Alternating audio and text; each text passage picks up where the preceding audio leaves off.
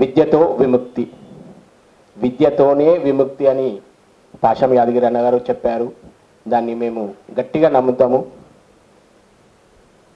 మేము మామూలుగా చదువుకొని ఒక ఇంటర్ దాకానే చదువుకొని మామూలుగా చిన్న చిన్న వ్యాపారాలు చేస్తూ ఉంటే ఆ క్రమంలో ఎంబీ ఫౌండేషన్ స్టాఫ్తో పరిచయమై వారి ద్వారా స్ఫూర్తి పొంది, అందులో మరీ ముఖ్యంగా వెంకటరెడ్డి సార్ కానీ, రాజు సార్ కానీ, శాంతసేన మేడం గారితో కానీ స్ఫూర్తి వారి మాటలతోని ఇన్స్పైర్ అయ్యి మనం ఏ విధంగా ఈ సమాజంలో పనిచేస్తే ఏ విధంగా ఇది చేస్తామని చెప్పేసి వారి స్ఫూర్తి వారితో చూసి వారి మీటింగ్లు అటెండ్ అయ్యి వారితో అడుగు వేస్తూ ఈ ఒక 10 ఏళ్ళ టైంలో మేము కూడా ఇన్స్పైర్ అయ్యి ఒక చిన్న ఎన్జిఓ పెట్టి ఆ ఎన్జిఓ ద్వారా షెల్టర్లెస్ పీపుల్కు పనిచేస్తున్నాము. దీనికి అంతటికి కారణం వెంకటరెడ్డి గారి సార్ మాటలు, వారి స్ఫూర్తి, అలాగే ఎంవి ఫౌండేషన్ స్టాఫ్ కానీ, ఎంవి ఫౌండేషన్ కార్యకర్తలు కానీ. మేము వేరే ఎన్జిఓలతో కూడా పనిచేసినాము, వేరే ఎన్జిఓలు చూసినాము. కానీ ఎంవి ఫౌండేషన్లో స్టాఫ్ లాగా ఉంటారు, ఒక కార్యకర్తలాగా ఉంటారు. ప్రతి ఒక్కరూ ఒక కార్యకర్తలాగా ఏదో ప్రాజెక్టులు, ప్రపోజళ్ళు అని కాకుండా మన దాంట్లో మనమనే భావన, మనమనే ఇది చాలా ఉంటుంది. దాని ద్వారా సమాజానికి ఒక స్ఫూర్తి చేయాలని రకరకాలు ఎంవి ఫౌండేషన్లో CRPF city committee, child protection city committee హెడ్గా చేశాము, స్టేట్ కమిటీ హెడ్గా చేశాను. ఆ స్ఫూర్తి కానీ ఆ యొక్క పని చేసిన దానికి ఒక తృప్తి, పిల్లల కోసం పనిచేసిన దానికి ఒక తృప్తి ఇంకెక్కడా లభించలేదు, మన ఆర్గనైజేషన్లోనే లభించింది. దానికి చాలా ధన్యవాదాలు ఇంత మంచి అవకాశం ఇచ్చినందుకు. విద్యతో విముక్తితో పాటు ఏదైతే విద్య ద్వారా ఉపయోగాలు, విద్య ద్వారా ఏదో ఉంటుందో దానికి ప్రభుత్వానికి కూడా, ప్రభుత్వం ఏమనుకున్నా పర్లేదు, ప్రభుత్వం ఎలా రియాక్ట్ అయినా పర్లేదు, కేసులు పెట్టినా పర్లేదు, ఇంకేం పెట్టినా పర్లేదు, కానీ సొల్యూషన్స్ కూడా, అడ్వైస్తోనే ఒక పుస్తకం రాసి అడ్వైజులు కూడా ఇచ్చి ప్రభుత్వాన్ని ఎట్టి పరిస్థితుల్లో మేల్కొల్పాలి. యాక్టివిస్ట్ మేల్కొల్కపోతే ఇంకెవరు మేల్కొల్పుతారు? ప్రభుత్వం వాళ్ళు వ్యాపారము, వాళ్ళ ప్రాజెక్ట్స్, అవి కాళేశ్వరం అవన్నీ రన్ అవుతూనే ఉంటాయి. వాటితో పాటు సమాజానికి ఏం అవసరము, మనము ప్రపంచంలో బెస్ట్గా నంబర్ 1గా దేశంగా ఏర్పడడానికి ఏమేమి అవసరము దానిపైన కూడా వెంకటరెడ్డి సార్ లాంటి పెద్దలు పుస్తకాలు రాసి ప్రభుత్వానికి కనువిప్పు కలిగించాలని కోరుతున్నాను. ఈ యొక్క అవకాశం ఇచ్చినందుకు ధన్యవాదాలు. ఈ సబ్జెక్ట్ ప్రధానంగా రచయిత పుస్తకం మీదనే దృష్టి పెట్టి 2 అంశాలు. ఒకటి ఏంటంటే, ఇప్పుడు ఈ రచయిత వైపుకు ఒకసారి మనం దృష్టి మరల్చితే, పుస్తకాల రచయిత కంటే ముందుగానే ఒక రచయితగా కాకుండా తెలంగాణలో వేలాది మంది, లక్షలాది మంది పిల్లల్ని బడిబాట పట్టించడానికి అవకాశాన్ని కల్పించిన అగ్రశ్రేణి నాయకులుగా ఉన్నందుకు మనము గర్వపడాలి. తర్వాత దాంతోపాటు మరి ఇక్కడ వారి యొక్క ఈ రచయిత మన డాక్టర్ వెంకటరెడ్డి గారు అనేక సందర్భాల్లో కొన్ని అంశాలని పదే తీసుకువస్తుంటారు వాళ్ళ ఆలోచనలో. ఏంటిదంటే, పిల్లలు బడి బయట ఉండేటువంటి పిల్లలు బడికి రావాలంటే కొన్ని అంశాలు ఫోకస్ చేసినటువంటిది ఏంటిదంటే, కఠినతరంగా చట్టాలు కఠినతరంగా ఉండటం కంటే ఆ సంస్థలో వనరులు పూర్తిగా సమకూరితే తప్పనిసరిగా పిల్లలు పాఠశాలకు వస్తారనే అటువంటి ముఖ్యమైనటువంటి లక్ష్యంతో వారు అనేక సందర్భాల్లో మేము విన్నటువంటి సందర్భాలు ఉన్నాయి. అంటే మరుగుదొడ్లు కానీ, కనీస సౌకర్యాలు కానీ, లేకపోతే ఇతరత్ర ఏవి కూడా ఫస్ట్ పిల్లవానికి అవన్నీ సమకూరినప్పుడే పిల్లలు ఆ పని నుంచి విముక్తి పొంది పాఠశాల వైపు వస్తారనేది. అయితే ఇక్కడ ఎంబీ ఫౌండేషన్ ఆనాడు మేము వారితో అనేక సందర్భాల్లో భాగస్వాములైన సందర్భంలో అతి కీలకమైనటువంటి ఒక మార్పు ఏంటిదంటే, అప్పట్లో ఈ ఆర్గనైజేషన్ నుంచి పని కాకముందుకు పాఠశాలకు రాకుండా ఏ పిల్లలైతే బయట పని చేస్తున్నారో వాళ్ళు మాత్రమే బాల కార్మికులు. అంటే మిగతా వారు అయితే బడి ఏడు పిల్లలంతా బడి ఏజ్ ఉండి వారు అంతా కూడా పాఠశాలకు రావడానికి అర్హులే అని చెప్పి వాళ్ళందరినీ కూడా ఒకే నిర్వచనంలో బాల కార్మికుల నిర్వచనంలో పెట్టడం వల్ల పిల్లలంతా కూడా రావడం అది పెద్ద గొప్ప మార్పుగా కూడా మనం చెప్పవచ్చు. అయితే వారిని గమనిస్తూ ఉంటే ఇప్పుడు కూడా ఒక స్ఫూర్తిదాయకంగా అది నిత్య నూతన చైతన్యశీలిగా కనిపిస్తూ ఉంటారు. అంటే ఎందరికో ఆదర్శంగా స్ఫూర్తిదాయకంగా మరియు మార్గదర్శకులుగా ఉంటూ ఒక చైతన్యవంతమైనటువంటి ఆలోచనని సమాజంలోకి తీసుకువెళ్తారు. అంటే నాకు ఒకటి జ్ఞాపకం వస్తుంది వారిని గురించి. ఒకటి ఏంటంటే ఇప్పుడు కాముగా ఉంటారు కానీ దాని వెనుక స్ట్రగుల్ బాగా ఉంటుంది. అంటే ఒక swan looks like smoothly swimming on the top of the water but it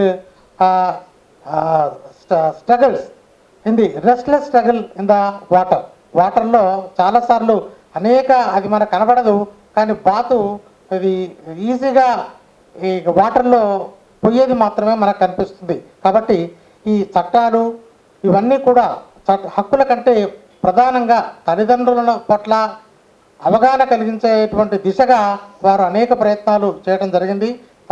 ఇదివరకు గుడిసెలు చంద్రపురి కాలనీలో గుడిసెలు కాలిపోయిన సందర్భం లోపల కూడా వారు 2 రోజుల్లోనే సమాచారం అందుకొని అక్కడ కలుసుకోవడం, తర్వాత ఆ పిల్లల్ని బుక్స్ అన్నీ కూడా కాలిపోయినాయి, ఏమీ లేవు, వాళ్ళ పట్ల చర్చించి ఖచ్చితంగా డిఓకి చెప్పి చేయాలని చెప్పి అనేక సందర్భాలు ఉన్నాయి. అయితే వీరి యొక్క ప్రసంగంలో అనేక సందర్భాల్లో ఎక్కడైతే అంటే ఇప్పుడు ఏ అంశమైతే రాలేదో పిల్లల గురించి అంశం రాని సందర్భంలో దాన్ని తప్పనిసరిగా తీసుకొస్తారంటే a most important thing in communication is hearing what is not said. ఏది కాలేదో ఏదైతే ప్రస్తావనకు రాలేదో పిల్లల గురించి దాన్ని తీసుకువచ్చి ఒక ఫోకస్ చేసేటువంటి సందర్భాలు అనేక ఉన్నాయి. కాబట్టి మరి ఈ చక్కటి అవకాశాన్ని ఇచ్చినందుకు వీరు యొక్క నాకు ఈ అవకాశం ఇచ్చినందుకు ధన్యవాదాలు తెలియజేస్తూ ముగిస్తున్నాను. ఇప్పుడు భవన నిర్మాణ కార్మికుల ప్రెసిడెంట్ ఐలన్న గారు ఉన్నారు. ఆయన వేల మంది యాక్చువల్లీ ఇప్పుడున్న 2వ ఎంప్లాయ్మెంట్ భవన నిర్మాణమే వ్యవసాయం తర్వాత. ఆ కార్మికుల కోసం కార్మికుల పిల్లల కోసం ఎక్కడనో చిన్నగా ఇద్దరం ఇరికాం. మొత్తం మీద మీ పిల్లల కోసం పనిచేయాలని చెప్పి వచ్చారు అన్న. థ్యాంక్ యూ అన్న. సారు నాకు ఉన్నటువంటి పరిచయం కూడా చెప్పిండు ఒకటే మాటలో. కాబట్టి నేను ఎక్కువ పుస్తకం నిజంగా ఒక గొప్ప పరిణామం. విద్యతో విముక్తి ఎవరికైతుంది? పిల్లలకు విద్యతో విముక్తి, చదువుకునేటువంటి పిల్లలకు విద్యతో విముక్తి. కానీ ఇక్కడ విద్యనే విముక్తి చేసేటువంటి పరిస్థితి ఈ పుస్తకం చదివిన తర్వాత రావాలనేది ఈ సందర్భం గుర్తు చేస్తా ఉన్నా. ఎందుకంటే ఫస్ట్ విద్య విముక్తిలో లేదు. ఆ విముక్తి ఫ్యూడల్ ప్రభుత్వంలో ఉన్నది. విద్య కావాలంటే ఏం జరుగుతుంది అనేది ఆకునూరి మురళి సార్ను చూస్తే మనకు అర్థమవుతుంది. విద్య అడిగితే అది జరిగింది. ఒక ఐఏఎస్ ఆఫీసరు, ఒక కలెక్టరు ఆ స్థాయిలో ఆయనను గుర్తించవలసినటువంటి పరిస్థితిలో ఒక టేబుల్ ఇచ్చి ఆ టేబుల్లో కనీసం అటెండర్ లేనటువంటి పరిస్థితి వచ్చిందనంటే కేవలము విద్య అడిగినందుకే. సామాన్య పిల్లలను, దళిత బహుజన పిల్లలకు విద్య కావాలని మాట్లాడినందుకే ఇవాళ ఫ్యూడల్ ప్రభుత్వం నుండి సరే విద్యను విముక్తి చేయకపోయినా కానీ తను మాత్రం విముక్తి అయ్యండి అనేది నేను ఈ సందర్భంగా గుర్తు చేస్తా ఉన్నా. ఫ్యూడల్ వ్యవస్థ నుంచి విముక్తి అయ్యాడు. కాబట్టి వెంకరెడ్డి సార్ మంచి ఉద్యమాన్ని నిర్మాణం చేయడంలో, లోతుగా అధ్యయనం చేయడంలో ఒక గొప్ప వ్యక్తిగా నేను అనుకున్నాను. చాలా అద్భుతంగా ఒక 3 సంవత్సరాల క్రితము విద్యా సామర్థ్యాల మీద ఒక ఉద్యమాన్ని తయారు చేసిండు. చాలామంది విద్య కావాలని మాట్లాడుతున్నారు. కానీ విద్యా సామర్థ్యాలు ఏమైనాయి, విద్యా సామర్థ్యాల విధానం ఎటుపోతున్నది అనేటువంటి అంశం మీద రౌండ్ టేబుల్ సమావేశం పెట్టినప్పుడు నేను కూడా ఆ సమావేశానికి వచ్చినప్పుడు, మరి మీ పిల్లల గురించి మాట్లాడుతున్నావు కదా, మరి అసంఘటిత రంగంలో ఉన్నటువంటి కార్మికులు పిల్లల గురించి కూడా మాట్లాడాలన్నటువంటి ఉద్దేశంతో నేను కూడా ఈ ఉద్యమంలో తనతో పాటు పాల్గొన్నందుకు సగర్వంగా గర్వపడుతున్నది ఈ సందర్భం గుర్తు చేస్తా ఉన్నాను. కాబట్టి మంచి పుస్తకాలు ఇవాళ ఉన్నటువంటి పరిస్థితిలో ఫేస్బుక్లు తప్ప పుస్తకాలు లేనటువంటి పరిస్థితి ఉన్నది. ఫేస్బుక్కే ఇవాళ అన్ని పుస్తకాలు అయిపోయినాయి. కానీ సాహిత్యము లోతుగా అధ్యయనం చేయడానికి ఫేస్బుక్లు పనిచేయవు, కేవలం అది పుస్తకం అనేది సందర్భం గుర్తు చేస్తా ఉన్నాను.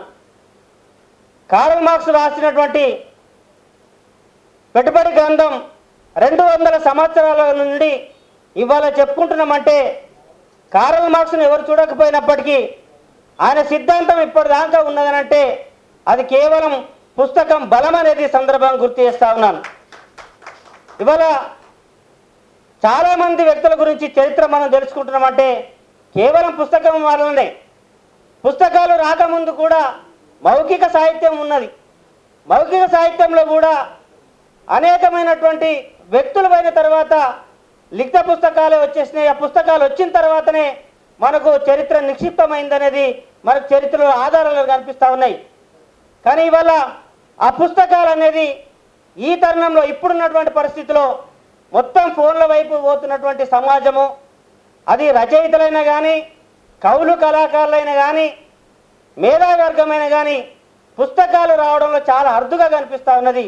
కానీ అట్లాంటి సందర్భంలో లోతుగా అధ్యయనం చేసేటువంటి విధంగా నిజంగా సమాజానికి కావాల్సింది విద్య కానీ ఇంకొకటి కాదు. కాబట్టి ఆ విద్య కోసమే ఈ పుస్తకం ఉన్నది, ఆ విద్య కోసమే ఈ పుస్తకం వచ్చిందనేది గొప్ప పరిణామం. మీరు ఇక్కడ చూడండి, తెలంగాణ సాహిత్యంలో అనేకమైన పుస్తకాలు వచ్చినాయి, అన్ని అంశాల మీద టచ్ చేసినటువంటి పుస్తకాలు వచ్చినాయి.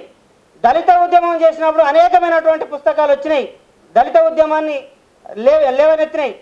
ఇట్లా అనేకమైనటువంటి నక్సల్బరీ పోరాటంలో నక్సలిజానికి సంబంధించిన నక్సల్బరీ పోరాటంలో మార్క్సిజం మావోయిజం గురించి అనేకమైనటువంటి పుస్తకాలు వచ్చినాయి. కానీ ఇవాళ విద్య మీద వచ్చినటువంటి పుస్తకాలు చాలా అరుదుగా ఉంటాయి. అది వెంకటరెడ్డి సార్ రాసిన పుస్తకాలే ఉంటాయి అనేది సందర్భం గుర్తు చేస్తా ఉన్నాను. కాబట్టి ఇంకా పుస్తకాలు విద్య మీద రావాలి. ఇవాళ ఈ విద్య మీద ఎందుకు రాకపోతుందంటే ప్రభుత్వానికి చిత్తశుద్ధి లేదు.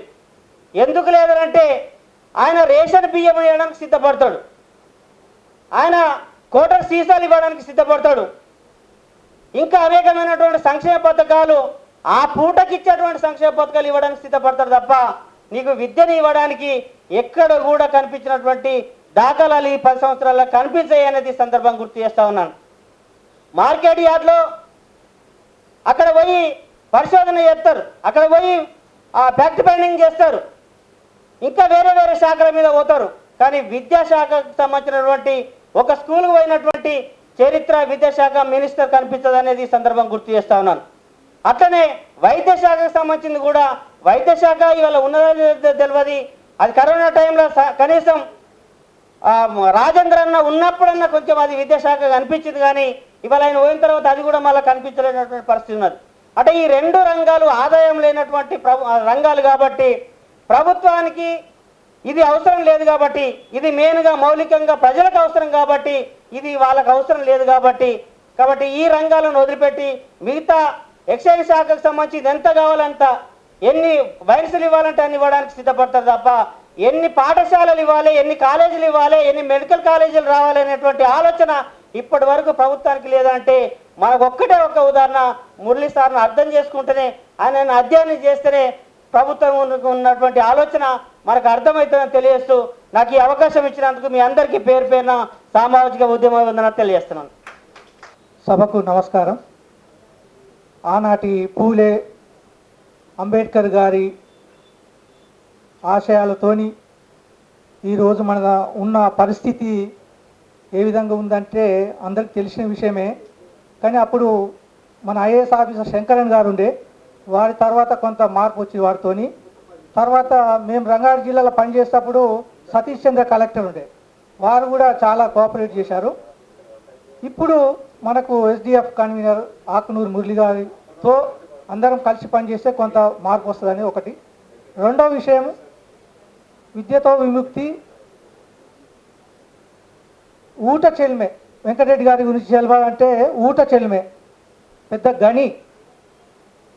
వారు రంగారెడ్డి జిల్లాలో ఫస్ట్ మొదలుపెట్టినప్పుడు టీచర్లతో ఎందుకు పని చేయకూడదు అనే సందర్భంలో టీచర్లను కూడా వాళ్ళతో ఇన్వాల్వ్ చేసి పనిచేసినాం. మేము పనిచేస్తున్నప్పుడు మా స్కూల్స్ను ఫస్ట్ మేము ఐడెంటిఫై ఫ్రీ చైల్డ్ లేబర్ విలేజ్లో చేస్తేనే మనకు విలువ ఉంటుంది. మన గవర్నమెంట్ టీచర్లమే, కానీ గవర్నమెంట్ టీచర్లో 2%, 3% సమాజంలో ఎట్లా చెడు పురుగులు ఉంటారో వాళ్ళు ఉంటారు. అంత మాత్రాన మొత్తం టీచర్లు చెడవాళ్ళు కాదు. అయితే మేము దాదాపు స్టేట్లో 5,000 కార్యకర్తలు తయారైనాం వీరి స్ఫూర్తితోనే. ఇప్పటికీ వాళ్ళు ఏదో రకంగా పనిచేస్తూనే ఉన్నారు. అయితే ఇప్పుడు మన తెలంగాణ రాష్ట్రం వచ్చింది, నిధులు నియామకాలు వీటి మీద చేస్తున్నప్పుడు ఏమాత్రము అనుకున్నంత సాధించలేదు. కాబట్టి నేను ఒక విషయం గుర్తు చేస్తాను. హాస్టల్లో చదివిన నా మిత్రుడు ఈటల రాజేందర్, ఆ రోజు అనుకున్నాం హాస్టల్ల నుంచి ప్రాబ్లమ్స్ తెలిసినోడు, ఆకలి బాధ తెలిసినోడు ఏమన్నా మినిస్టర్ అయితే తప్ప ఈ హాస్టల్ల బాధలు పోవన్నప్పుడు తను మినిస్టర్ అయిండు, ఫైనాన్స్ ఉండే. ఒకటే చెప్పిండు, హాస్టల్ బాధలు పోవాలి, మధ్యాహ్న భోజన పథకం, సన్న బియ్యంతోనే పిల్లలందరూ తినాలనేది గట్టిగా వాదించి దాన్ని అమలు చేసిండు. అంటే నేను అనేది ఏంటంటే, ఏ వర్గం నుంచి అయితే ఎవరికైతే ఆకలి మంట అవుతుందో ఆ సెక్షన్ల నుంచి ఎవరైతే పాలకులుగా తయారవుతారో అప్పుడు ఈ విద్యా విధానం మారుతుంది, వైద్య విధానం మారుతుంది, అన్నీ మారుతాయి అనేది నా యొక్క కాంశీరామ్ గారు చెప్తారు. ఎవరి వాటా వాళ్ళు ఎప్పుడైతే షేర్ చేసుకుంటారో దాని ప్రకారము ఈ ప్రభుత్వాలు చదువు వచ్చిన వాళ్ళు, చదివే ముఖ్యం కాబట్టి ఇవాళ చదువు రాని వాళ్ళు చాలామంది మినిస్టర్లు ఉన్నారు, ఉన్న దాంట్లో 80% చదువు రాని వాళ్ళే. కాబట్టి మన షేరు చదువుకున్న వాళ్ళంతా ఎప్పుడైతే పాలకులుగా తయారవుతారో మనం చట్టాలను తయారు చేస్తే అభివృద్ధి చెందుతాయనేది నా యొక్క ప్రగాఢ విశ్వాసం. Thank you one and all.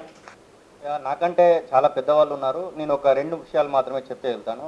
నేను 2006-07లో కరీంనగర్లో ఒక మీటింగ్ అయింది, November 14, 2007 మేబీ. ఆ రోజు అబ్దుల్ కలాం గారు ఆ మీటింగ్కి వచ్చారు. ఆ మీటింగ్లో దాదాపు 1 lakh people, only students, below 10th class students Ambedkar stadium కరీంనగర్లో అటెండ్ అయ్యారు. దానిలో అబ్దుల్ కలాం గారు స్పీచ్ ఇస్తూ ఒక 3 క్వశ్చన్స్ వేశారు. ఆ 3 క్వశ్చన్స్లలో ఎవరు ఏమవుతారు అంటే కొంతమందికి డాక్టర్ ఆప్షన్, కొంతమందికి ఇంజనీర్ ఆప్షన్, కొంతమందికి బిజినెస్ మ్యాన్ ఆప్షన్, ఇట్లా ఆప్షన్స్ ఇచ్చి వచ్చారు.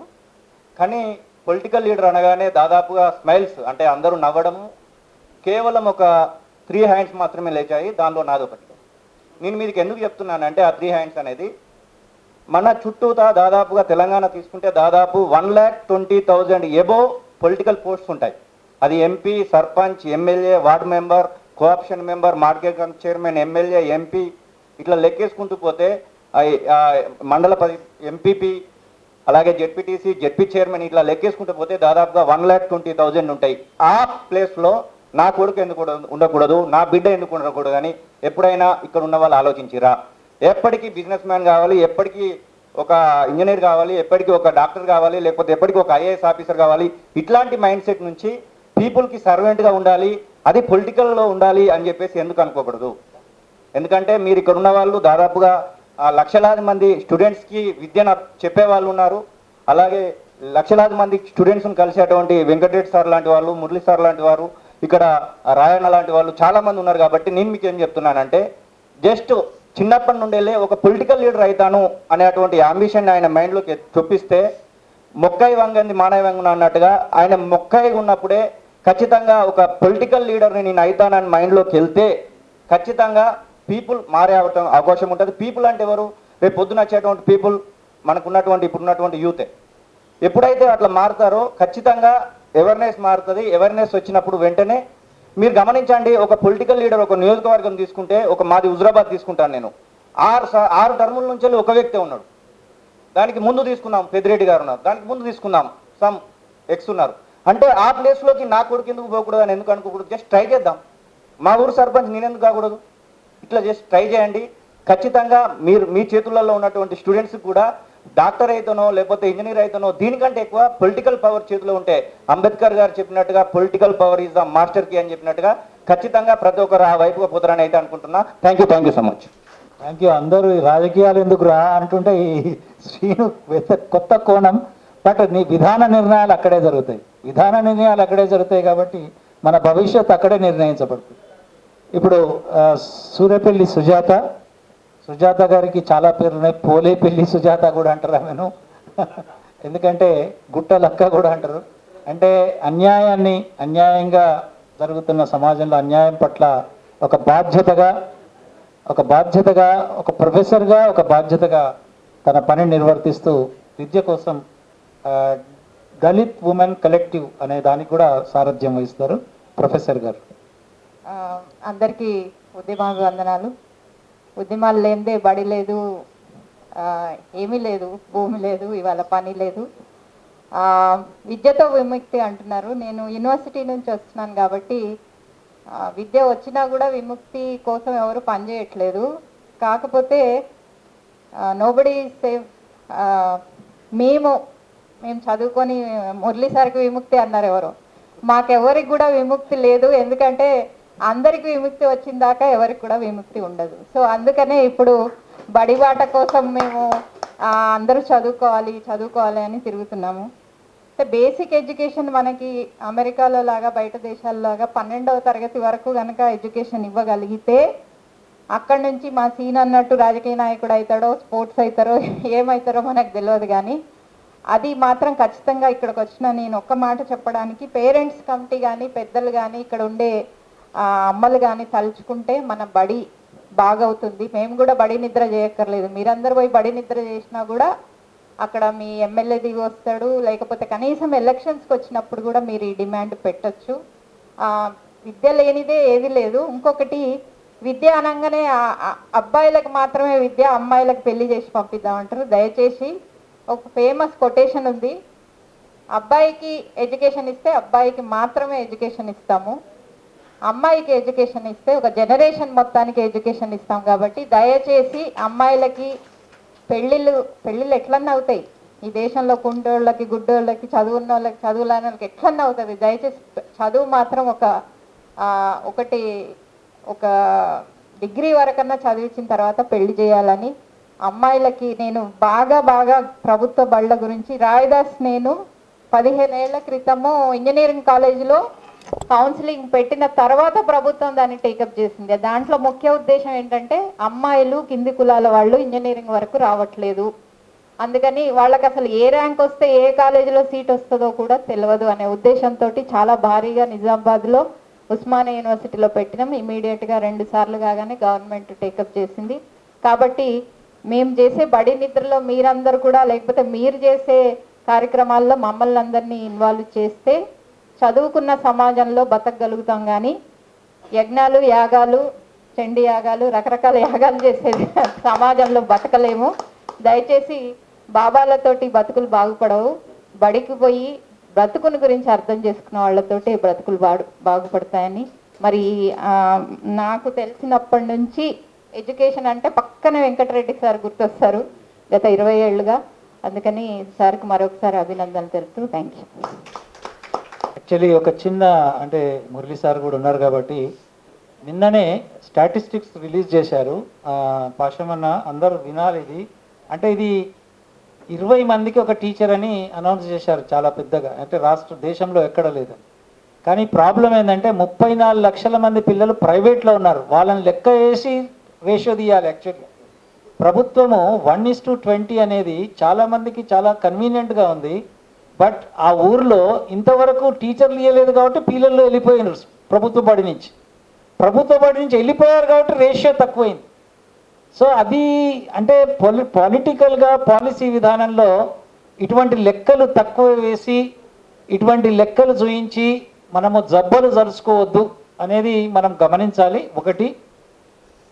రెండోది, 5వ తరగతి వరకు డ్రాప్ అవుట్ లేరు అని ఒక నిన్ననే బ్లండర్ అది. మనం యూరోప్లో లేం. అమెరికాలో ఎంతనో డ్రాప్ అవుట్ రేట్ చూడాలి అసలు ఇప్పుడు 1 to 5.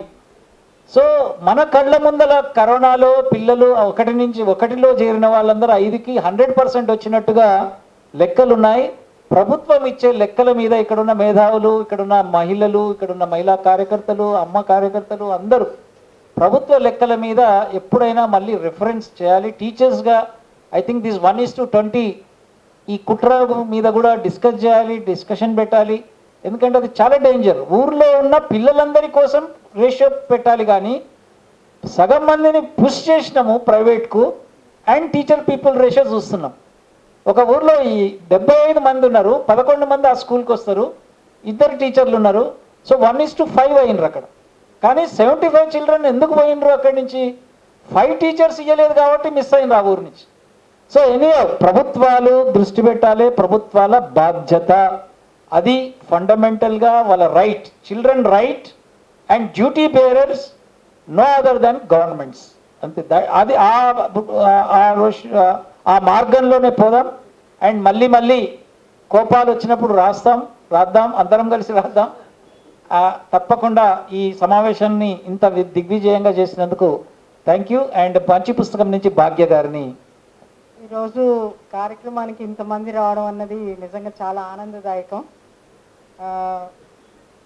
ఈరోజు మనం విద్యతో విముక్తి అన్న పుస్తకాన్ని ఆవిష్కరించుకున్నాం.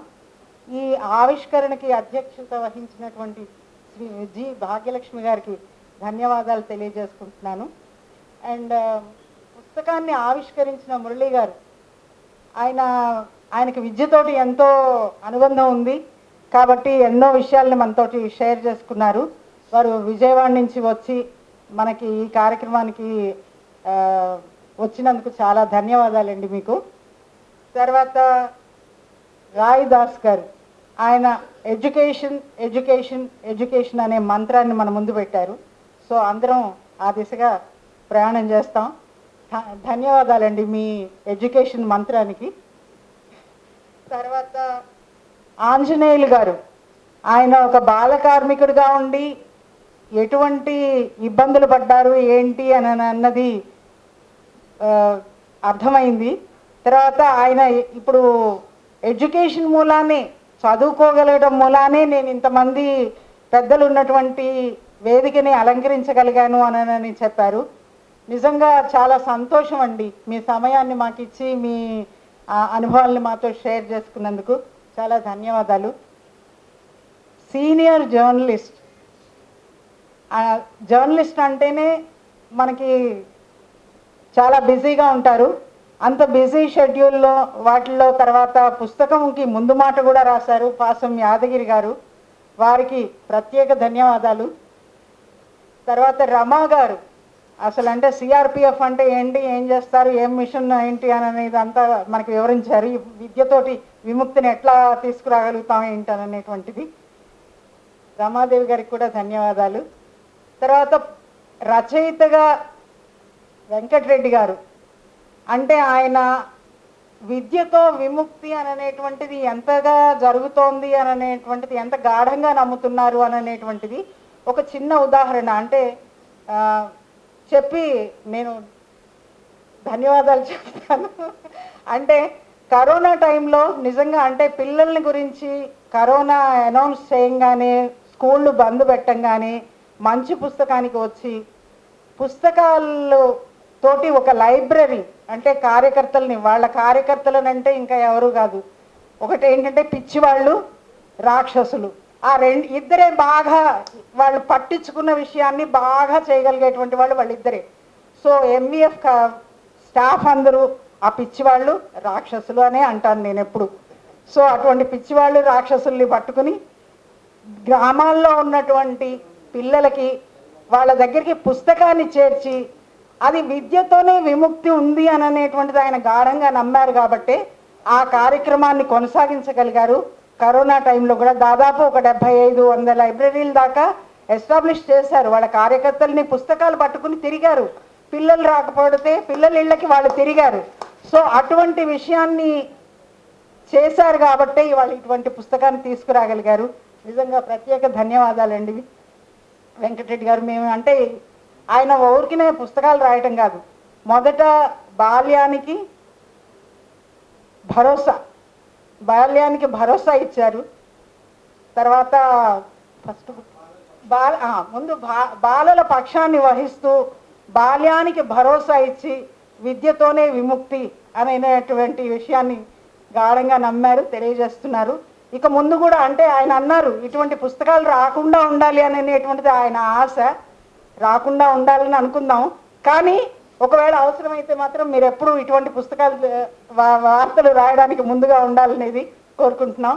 ఇంతమంది ఈ సభకి వచ్చి జయప్రదం చేసినందుకు అందరికీ ప్రత్యేక ధన్యవాదాలు. నా ప్రత్యేకమైనటువంటి మా మంచి పుస్తకం తరఫున ప్రత్యేకమైనటువంటి కృతజ్ఞతలు, ధన్యవాదాలు. ఎందుకంటే గత 30 ఏళ్ళుగా నేను చూస్తున్నాను వీళ్ళని, ఈ రాక్షసులు పిచ్చివాళ్ళు వీళ్ళందరికీ కూడా ప్రత్యేక ధన్యవాదాలు. Thank you. So madam P Bhagyalakshmi గారు కదా, పర్సనల్గా చాలా టైం స్పెండ్ చేస్తాను. బట్ ఈ ఫిజికల్ బుక్ చదివితే ఏ పేజీలో చదివేదో కూడా గుర్తుంటుంది. బుక్స్ చాలా ఇంపార్టెంట్. ఎంత టెక్నాలజీ ఇచ్చినా కానీ నేను ఈ టైంలో కూడా చాలా మట్టుకు ప్రింటింగ్ ప్రెసెస్ లాసెస్లో ఉన్నాయి, physical printing presses. And thank you, మీరు ఒక దాన్ని బర్డెన్ అనుకోకుండా తీసుకున్నందుకు మా అందరి తరఫున అది తీసుకోవడం కూడా చాలా ఇంపార్టెంట్. ఒక్క అనౌన్స్మెంట్ అండి, నేను యూఎస్లో ఉంటాను 25 ఇయర్స్ నుంచి. మీ పిల్లలు కానీ మీ అక్కజెల్లల పిల్లలు కానీ ఎవరి పిల్లలైనా కానీ అమెరికాకు ఎవరైనా వస్తే రావాలనుకుంటే మేము ఒక ఫ్రీ కౌన్సిలింగ్ నడుపుతాం. దాదాపు లాస్ట్ ఇయర్ ఒక 20 మందిని తీసుకొచ్చాం. అంత పేదవాళ్ళు, మేము తీసుకునేది పేదవాళ్ళు. ఫ్రమ్ ఎగ్జామ్స్ ఎలా రాయాలి, ఈ వీసా ఎలా అపియర్ కావాలి, యూఎస్కి వచ్చిన తర్వాత అక్కడ ఎవరు తెలియకుంటే ఎక్కడికి వెళ్ళాలా అనేది అన్నీ మేము హెల్ప్ చేస్తున్నాము. నా నంబర్ వెంకరెడ్డి గారి దగ్గర ఉంటుంది. మీరు ఒకవేళ ఫేస్బుక్ ఫ్యాన్స్ అయితే నా పేరు రాయదాస్, RAYADAS. దాంట్లో మీరు సెర్చ్ కొడితే నాకు దొరుకుతుంది. మేము మొన్న ఒక ఆడపిల్ల 4 days కింద ఎయిర్పోర్ట్కి వెళ్ళి ఆమెను ఫ్లైట్ ఎక్కించిన తర్వాత చాలా ఎమోషనల్ అనిపించింది. నేను ఒక 4 months ఛాలెంజ్గా తీసుకున్నా. ఈ 130 మీ పిల్లల్లో ఈ పిల్లని నేను పంపిస్తే ఇంకా ఏమైనా చేయగలనని చెప్పి నేను ఛాలెంజ్గా తీసుకున్నా. చాలా హడిల్స్ వచ్చినాయి. ఒకసారి మురళి గారు కూడా వాళ్ళతో వచ్చి మాట్లాడాడు. ఆయన కౌన్సిలింగ్ చేస్తుంటాడు పిల్లలకు. ఎవరికైనా ఇట్స్ ఫ్రీ వాళ్ళ కౌన్సిలింగ్. ఒకవేళ వాళ్ళకు లోన్ విషయంలో ఏమైనా ప్రాబ్లం అయినా కానీ ఇట్లాంటి పెద్ద ఆఫీసర్లతో మేము మాట్లాడి కొంత పుష్ చేయడం జరుగుతుంది. నేను అందరినీ అమెరికాకి వెళ్ళమని చెప్తలేదు, కానీ అవకాశాలు బాగున్నాయి. ఒకవేళ ఇండియాను సర్వ్ చేయాలనుకుంటే మళ్ళీ వచ్చి మనం సర్వ్ చేస్తాం. నేనున్నాను 25 సంవత్సరాలు. ఐ థింక్ అమెరికా నుంచే నేను ఎక్కువ చేశాను, ఇండియాలో ఉంటే నేను ఇంత చేయకపోతుంది. థ్యాంక్ యూ అండి, thank you very much. Thank you sir. ఇంకా చెప్పాలంటే విద్యతోనే విముక్తి. విద్య లేకపోతే విముక్తి రాదు. సంపద అందరికీ సమానంగా పంచలేము, అందరికీ పంచలేము, సమానంగా పంచలేము. అధికారం పంచలేము. జ్ఞానం ఒక్కటే అందరికీ పంచగలుగుతాం, విద్య ఒక్కటే అందరికీ పంచగలుగుతాం. విద్య సంపూర్ణమైంది. దాంట్లో ఎంతన్నా పెట్టండి అంతే ఉంటుంది, ఎంతన్నది ఏంటి మళ్ళీ అంతే ఉంటుంది. పూర్ణమిధం పూర్ణస్య పూర్ణమాద, ఎంతన్నా కలపండి, ఎంతన్నది ఏంటి. ఎన్ని కొండలు తీసినా కూడా కొండలు అట్లనే ఉంటాయి. అది విద్యనే. కాబట్టి విద్యతోటే ఈ సంగతి ఎప్పుడూ అందరికంటే ముందు కనిపెట్టిన వాళ్ళు మన దేశంలోనైతే సావిత్రిబాయి పూలే. ఆమె మొట్టమొదట బ్రాహ్మణ స్త్రీలకే చదువు చెప్పాలని చూసింది. ఎందుకంటే బ్రాహ్మణ స్త్రీలను హింసించినంతగా ఏ కులం వాళ్ళు హింసించరు, వాళ్ళే ఎక్కువ హింసిస్తారు. ఇక్కడ బ్రాహ్మణులు ఉంటే ఏమనుకోవద్దు.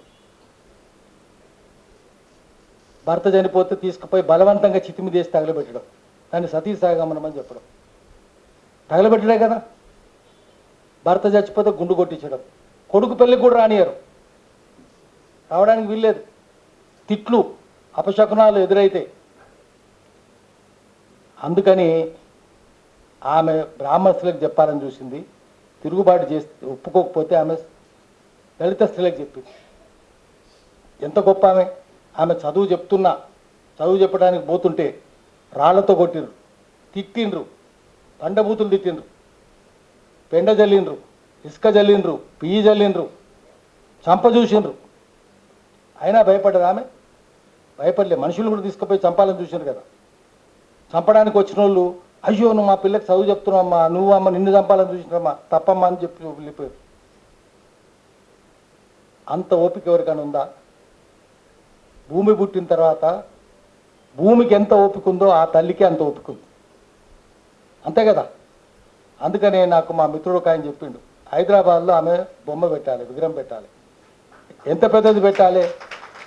ఎంత పెద్దది పెట్టాలంటే అది 190 అడుగులు ఉండాలంట.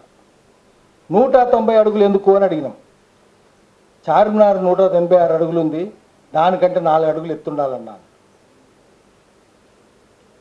అంత పెద్ద విగ్రహం పెట్టాలి, వీలైతుందో లేదో తెలియదు.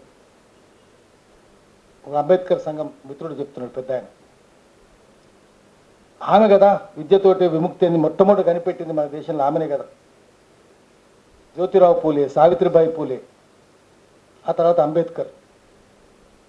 అందరికీ చదువు ఉండాలని చెప్పింది. చదువు అందరికీ ఉండాలి, చదువు కొంతమందికే ఉండాలనేది స్వార్థం. అది బ్రాహ్మలే చెప్పింది, మాకే ఉండాలి, ఇంకెవరికి ఉండొద్దు, మేమే చదువుకోవాలి. ఎవరు చదువుకున్నా వాళ్ళ చెవుల్లో సీసం కరగబెట్టిపోయాలి. బ్రాహ్మణ స్త్రీలు కూడా చదువుకోవద్దు, వాళ్ళ కులమే, వాళ్ళ అమ్మగారు చదువుకోవద్దు, వాళ్ళ బిడ్డ చదువుకోవద్దు, వాళ్ళ చెల్లె చదువుకోవద్దు, అక్క చదువుకోవద్దు. ఇంత కఠినంగా ఎక్కడ ఉన్నారా? లేరు కదా. కాబట్టి భారతదేశంలో విద్య ఎక్కువ మందికి అవసరం, ఇక్కడనే అవసరం, భారతదేశంలో అవసరం. ప్రపంచమంతా ఎక్కడ ఇంత దుర్నీతి లేదు. కాబట్టి ఈ పుస్తకం విద్యతో విముక్తి అనేది చాలామంది కోపం తెప్పించవచ్చు. వెంకటరెడ్డి గారు ధైర్యం చేసి రాసినారు, విముక్తి చేస్తావా నువ్వు? ఇది దేశద్రోహం అని కూడా కేసు పెట్టవచ్చు వారి మీద, దానికి కూడా సిద్ధంగా ఉండాలి. సెడిషన్ కేసు పెట్టవచ్చు, రాజద్రోహం అని పెట్టవచ్చు కేసు, దేశద్రోహం అని పెట్టవచ్చు, సమాజంలో అశాంతి సృష్టిస్తున్న డిజార్మనీ అని చెప్పొచ్చు, కులాల మధ్య శిక్ష పెడుతున్నామని కమ్యూనల్ అఫెండర్స్ యాక్ట్ కేసు కూడా పెట్టవచ్చు. వీటన్నిటికి సిద్ధమై చేయడం చాలా గొప్ప సాహసం. ఇది మా సురేష్ గారు పుస్తకం వేయడం కూడా సాహసమే. మంచి పుస్తకం ఇది, మన అందరి దృష్టిలో మంచి పుస్తకము, కొంతమంది దృష్టిలో చెడ్డ పుస్తకం. అది ఇట్లాంటిది ఇంకా ముందు చేయాలి, ధైర్యంగా చేయాలి. దానికి సావిత్రిబాయి పూలేనే, ఆమెనే స్ఫూర్తిగా పెట్టుకుంటే మనం ఎంతైనా చేయగలుగుతాం. ఆ తల్లినే కదా మనం గుర్తుపెట్టుకోవాలి. ఈ పుస్తకం అనగానే విద్యతో విముక్తి అని రుజువు చేసినా ఆమె, ఆ తల్లే రుజువు చేసింది. ఎక్కువసేపు మాట్లాడను, ఒక్కటే నేను చెప్పదలుచుకున్న, విముక్తి పొందాలి, స్త్రీలు విముక్తి పొందాలి, పురుషులు కూడా విముక్తి పొందాలి. భారతదేశంలో పురుషులు కూడా బానిసలుగానే ఉన్నారు, స్త్రీలు బానిసలుగా ఉన్నారు. విముక్తి పొందాలంటే చదువు రాకుండా చేసినారు కదా. పురుషులకు కూడా శూద్రులు చదువుకోరాదు, పురుషులు కూడా చదువుకోరాదు, దళితులు చదువుకోరాదు, ఒక్కరే చదువుకోవాలి. ఎంత స్వార్థం ఇది! దీన్ని అధిగమించాలంటే విద్యతోటి విముక్తి, మొట్టమొదటి విముక్తి, ఎంపవర్మెంట్, సాధికారత ఎట్లొస్తుంది? నేను అదే రాసిన దీంట్లో. మొట్టమొదటి విద్యతోటే సాధికారత. విద్య వస్తే ఆ వెంటనే ఉద్యోగం కూడా వస్తుంది. కాబట్టి ఆర్థిక సాధికారత వస్తుంది. ఆర్థిక సాధికారత వస్తే సమాజంలో గుర్తింపు వస్తుంది, గౌరవం వస్తుంది, సామాజిక సాధికారత వస్తుంది. సామాజిక సాధికారత వచ్చిన వాళ్ళకే రాజకీయ ఆకాంక్ష కలుగుతుంది. మనం అధికారం ఎవరికైనా ఉండరా? అట్ట ఉండడానికి, పెంట తీసేటోనికి, రోడ్లు ఉడిచేటోనికి మనకి ఏముంటుంది? రాజకీయ నువ్వు ముఖ్యమంత్రి అవుతావు అంటే నవ్వుకుంటాడు, ఏం జోక్ చెప్పినావు సార్ నువ్వు పొద్దుగాలనే, అంతే కదా. ఎవరు దొరకలేదు ఆ సార్, మజాక్ చేస్తుంది, నేనే దొరికినా సార్. అందుకని సామాజిక సాధికారత వచ్చినాక రాజకీయ ఆకాంక్ష, రాజకీయ ఆకాంక్ష పుట్టినాక పని చేస్తే, కష్టపడితే రాజకీయ సాధికారత, పొలిటికల్ ఎంపవర్మెంట్. అంబేద్కర్ ఏం చెప్పినారు? Political power is master key అన్నాడు. అన్ని సమస్యలకు పరిష్కారం, అన్ని తాళాలను తెరిచేది రాజకీయ అధికారమే అన్నాడు. నిజమే, రాజకీయ అధికారం వస్తుంది, కానీ సరిపోదు. రాజకీయ అధికారం వచ్చిన తర్వాత రాజ్యాంగాధికారం కూడా కావాలి. రాజ్యానికి 4 అంగాలు ఉన్నాయి కదా, 4 అంగాలు ఉన్నాయి. Parliament, bureaucracy, judiciary, media. ఈ 4 మన చేతులు ఉండాలి కదా. ఎందుకు చెప్తున్నదంటే ములాయం సింగ్ ముఖ్యమంత్రి అయ్యిండు. ముఖ్యమంత్రి అయినాక అక్కడ విపి సింగ్ రిజర్వేషన్లు పెడితే అగ్రవర్ణాలు ఒక దిక్కు, దళితులు బీసీలు ఇంకో దిక్కు. లాయర్లు హైకోర్టులో, లక్నో హైకోర్టులో జరిగింది, ఘర్షణ అయింది. ఘర్షణ అయితే ములాయం సింగ్ ముఖ్యమంత్రి అప్పుడు లాయర్లు పోయి బ్రాహ్మణ లాయర్లు పోయి చీఫ్ జస్టిస్ కంప్లైంట్ చేసినారు, దళిత లాయర్లు మా మీద దాడి చేసినారు అని. ముఖ్యమంత్రి ములాయం సింగ్ వాళ్ళకి సపోర్ట్ ఆయన chief justice of Lucknow court ఏం చెప్పిండంటే, అలహాబాద్ హైకోర్టు ఏం చెప్పిండంటే, let army parade in the streets of Lucknow Kanpur and ఇంకా 4-5 ఊర్ల పేర్లు చెప్తే ముఖ్యమంత్రి ఉండగానే, ముఖ్యమంత్రికి తెలియకుండానే ఆర్మీ వచ్చింది, ఆయన ఊర్లో పరేడ్ చేసింది, ఆయన ఇంటి ముందు కూడా పరేడ్ చేసింది, ఆయన కూడా బయటకు రావడానికి వీల్లేదు. జ్యుడిషియరీ మీ చేతులు ఉందా? లేదు కదా. పార్లమెంట్లో అసెంబ్లీలో ఉన్నావు, పార్లమెంట్లో అయితే లేవు, అసెంబ్లీలో నువ్వే ముఖ్యమంత్రివి, కానీ నీకు తెలియకుండా జరిగింది కదా. కాబట్టి ఏముండాలి? జ్యుడిషియరీలో నువ్వు ఉండాలి, పార్లమెంట్లో నువ్వు ఉండాలి, బ్యూరోక్రసీలో నువ్వు ఉండాలి, మీడియాలో కూడా నువ్వు ఉండాలి. దీంట్లో ఎవరైనా ఉన్నారా? ఎవరున్నారు ఈ 4 ఏమనుకోవద్దు. ఇక్కడ జడ్జీలు కానీ లాయర్లు కానీ ఉంటే భారతదేశంలో డెమోక్రసీ లేదు.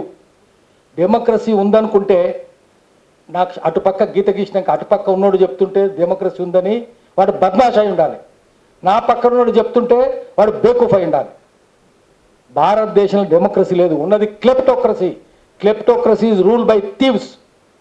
జనతంత్రం లేదు, ప్రజాస్వామ్యం లేదు, చోరస్వామ్యం ఉంది. అసెంబ్లీలో చూస్తుంటే, పార్లమెంట్లో చూస్తుంటే నాకు మనుషులు కనిపిస్తున్నారు. ఎవడన్నా ఆ రోడ్లు ఊడ్చే తల్లి కాళ్ళు మొక్కి అర్హతున్నాడు కనిపిస్తుండా? ఆమె వంగి వంగి ఊడ్చి దుమ్ము పీల్చి తాను రోగం తెచ్చుకొని మనకు రోగం లేకుండా చేస్తుంది. స్వచ్ఛ భారత్ నిర్మాత ఆమె కదా. పార్లమెంట్లో ఎవరు కనిపిస్తున్నారు? నాకు ఒక్కడు మనిషి కనిపిస్తలేడు. మాఫియాలు కనిపిస్తున్నారు, లంగల్ దొంగలు లఫంగలు కనిపిస్తున్నారు. చోర్ బద్మాషోం కి బారాత్, సియాసత్ కా మానే చోర్ బద్మాషోం కి బారాత్. వాళ్ళు మనకు చదువు చెప్పనిస్తారా? విద్యతో విముక్తి చేస్తారా? మనల్ని చేయరు కదా. పార్లమెంట్ నమ్ముకుంటే జరగదు. ఐఏఎస్ ఆఫీసర్స్, ఐపీఎస్ మురళి గారు ఉన్నారు, క్షమించాలి, నా గురించి ఆలోచించడం కనిపిస్తలేరు దాంట్లో. పార్లమెంట్లో మీడియా అయితే మాఫియానే కదా, అందరు మాఫియానే కదా. ఒక్కడైనా మంచోడు ఉండా? మీడియా ఓనర్స్ అందరూ land mafia, sand mafia, mine mafia, wine mafia, line mafia, forest mafia, education mafia. మంచోడు కనిపిస్తున్నా ఒక్కడన్నా? భూములు కబ్జాలు పెట్టిన వాళ్ళే కదా. కోడ చూద్దాం ఎవరో కబ్జాలు పెట్టింది మొత్తం ఊర్లు. అందుకని ఈ 4 మనం ఉండాలంటే మొట్టమొదటి విద్య రావాలి. అది మొట్టమొదటి మెట్టు. వస్తే ఈ 4 అంగాలు మన చేతుల్లోకి వస్తాయి. రాజ్యాధికారం, రాజ్యాంగాధికారం కూడా మనదైతే. రాజ్యాంగాధికారం దిశగా మొట్టమొదటి మెట్టు ఇది. ఓనమాలు నేర్చుకున్నట్టు, బాలశిక్ష నేర్చుకున్నట్టు. ఇది చెప్పినందుకు వెంకటరెడ్డి గారిని నేను అభినందిస్తున్నా. అయితే ఒక హెచ్చరిక కూడా చేస్తున్నా, మీ మీద సెడిషన్ కేసులు పెడతారేమో, జాగ్రత్తగా ఉండమని చెప్తున్నా. లాయర్లు ఉంటే వారికి తోడుగా ఉండాలని చెప్తున్నాను. వెంకటరెడ్డి గారికి ఏ ఆపద వచ్చినా సరే నేను తోడుగా ఉంటా. ఈ పుస్తకం రాసినందుకు మీరు నరకలను అడుగు పెడుతున్నా, జైల్లో అడుగు పెడుతున్నా, మీ వెంట ఉంటానని చెప్పి మాటిస్తున్నా. నమస్కారం. విద్యతో విముక్తి అనే ఈ పుస్తకంలో బాలల యొక్క హక్కుల పరిరక్షణ, నైతిక బాధ్యత చాలా వ్యాసాలు ఉన్నాయి. ప్రతి వ్యాసంలో కూడా ఒక లెక్కలు, ఒక స్టాటిస్టికల్ డాటా, పిల్లల గురించి మాట్లాడడం, పిల్లలకు సంబంధించి రాజ్యం యొక్క బాధ్యత, తల్లిదండ్రుల బాధ్యత, బడ్జెట్లో ఎంత కావాలి అనే విషయాన్ని చాలా చక్కగా అనేక విషయాలు. తర్వాత ఈ మధ్య కాలంలో కరోనాకు సంబంధించి వచ్చినప్పుడు పిల్లల యొక్క బాధ, పిల్లలు పడుతున్న బాధని ఈ పుస్తకంలో రాయడం జరిగింది. దాన్ని అర్థం చేసుకోవాలంటే మనం ఒకసారి చదవాలి. ఇంకోటి ఏంటంటే వ్యాసం పెద్దగా లేవు, వ్యాసాలు చాలా చిన్నగా వ్యాసాలు ఉన్నాయి. అంటే పెద్దగా ఉన్నప్పుడు మనకి ఏమనిపిస్తుందంటే, పెద్దగా ఈ మధ్య కాలంలో అసలు మంచి పుస్తకం వాళ్ళకి ముందు కృతజ్ఞత తెలియజేస్తుంది.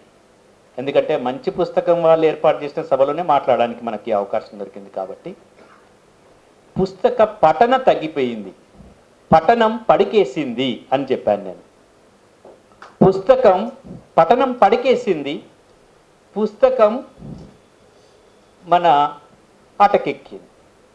పుస్తకం అటకెక్కింది, పఠనం పడి. మరి ఈ చేతిలో ఏముంది? చరవాణి చేతిలో చెయ్యి ఊపుతున్నది, చరవాణి చేతిలో చెయ్యి ఊపుతున్నది. అటువంటి సందర్భంలో పుస్తకాలు రావడం,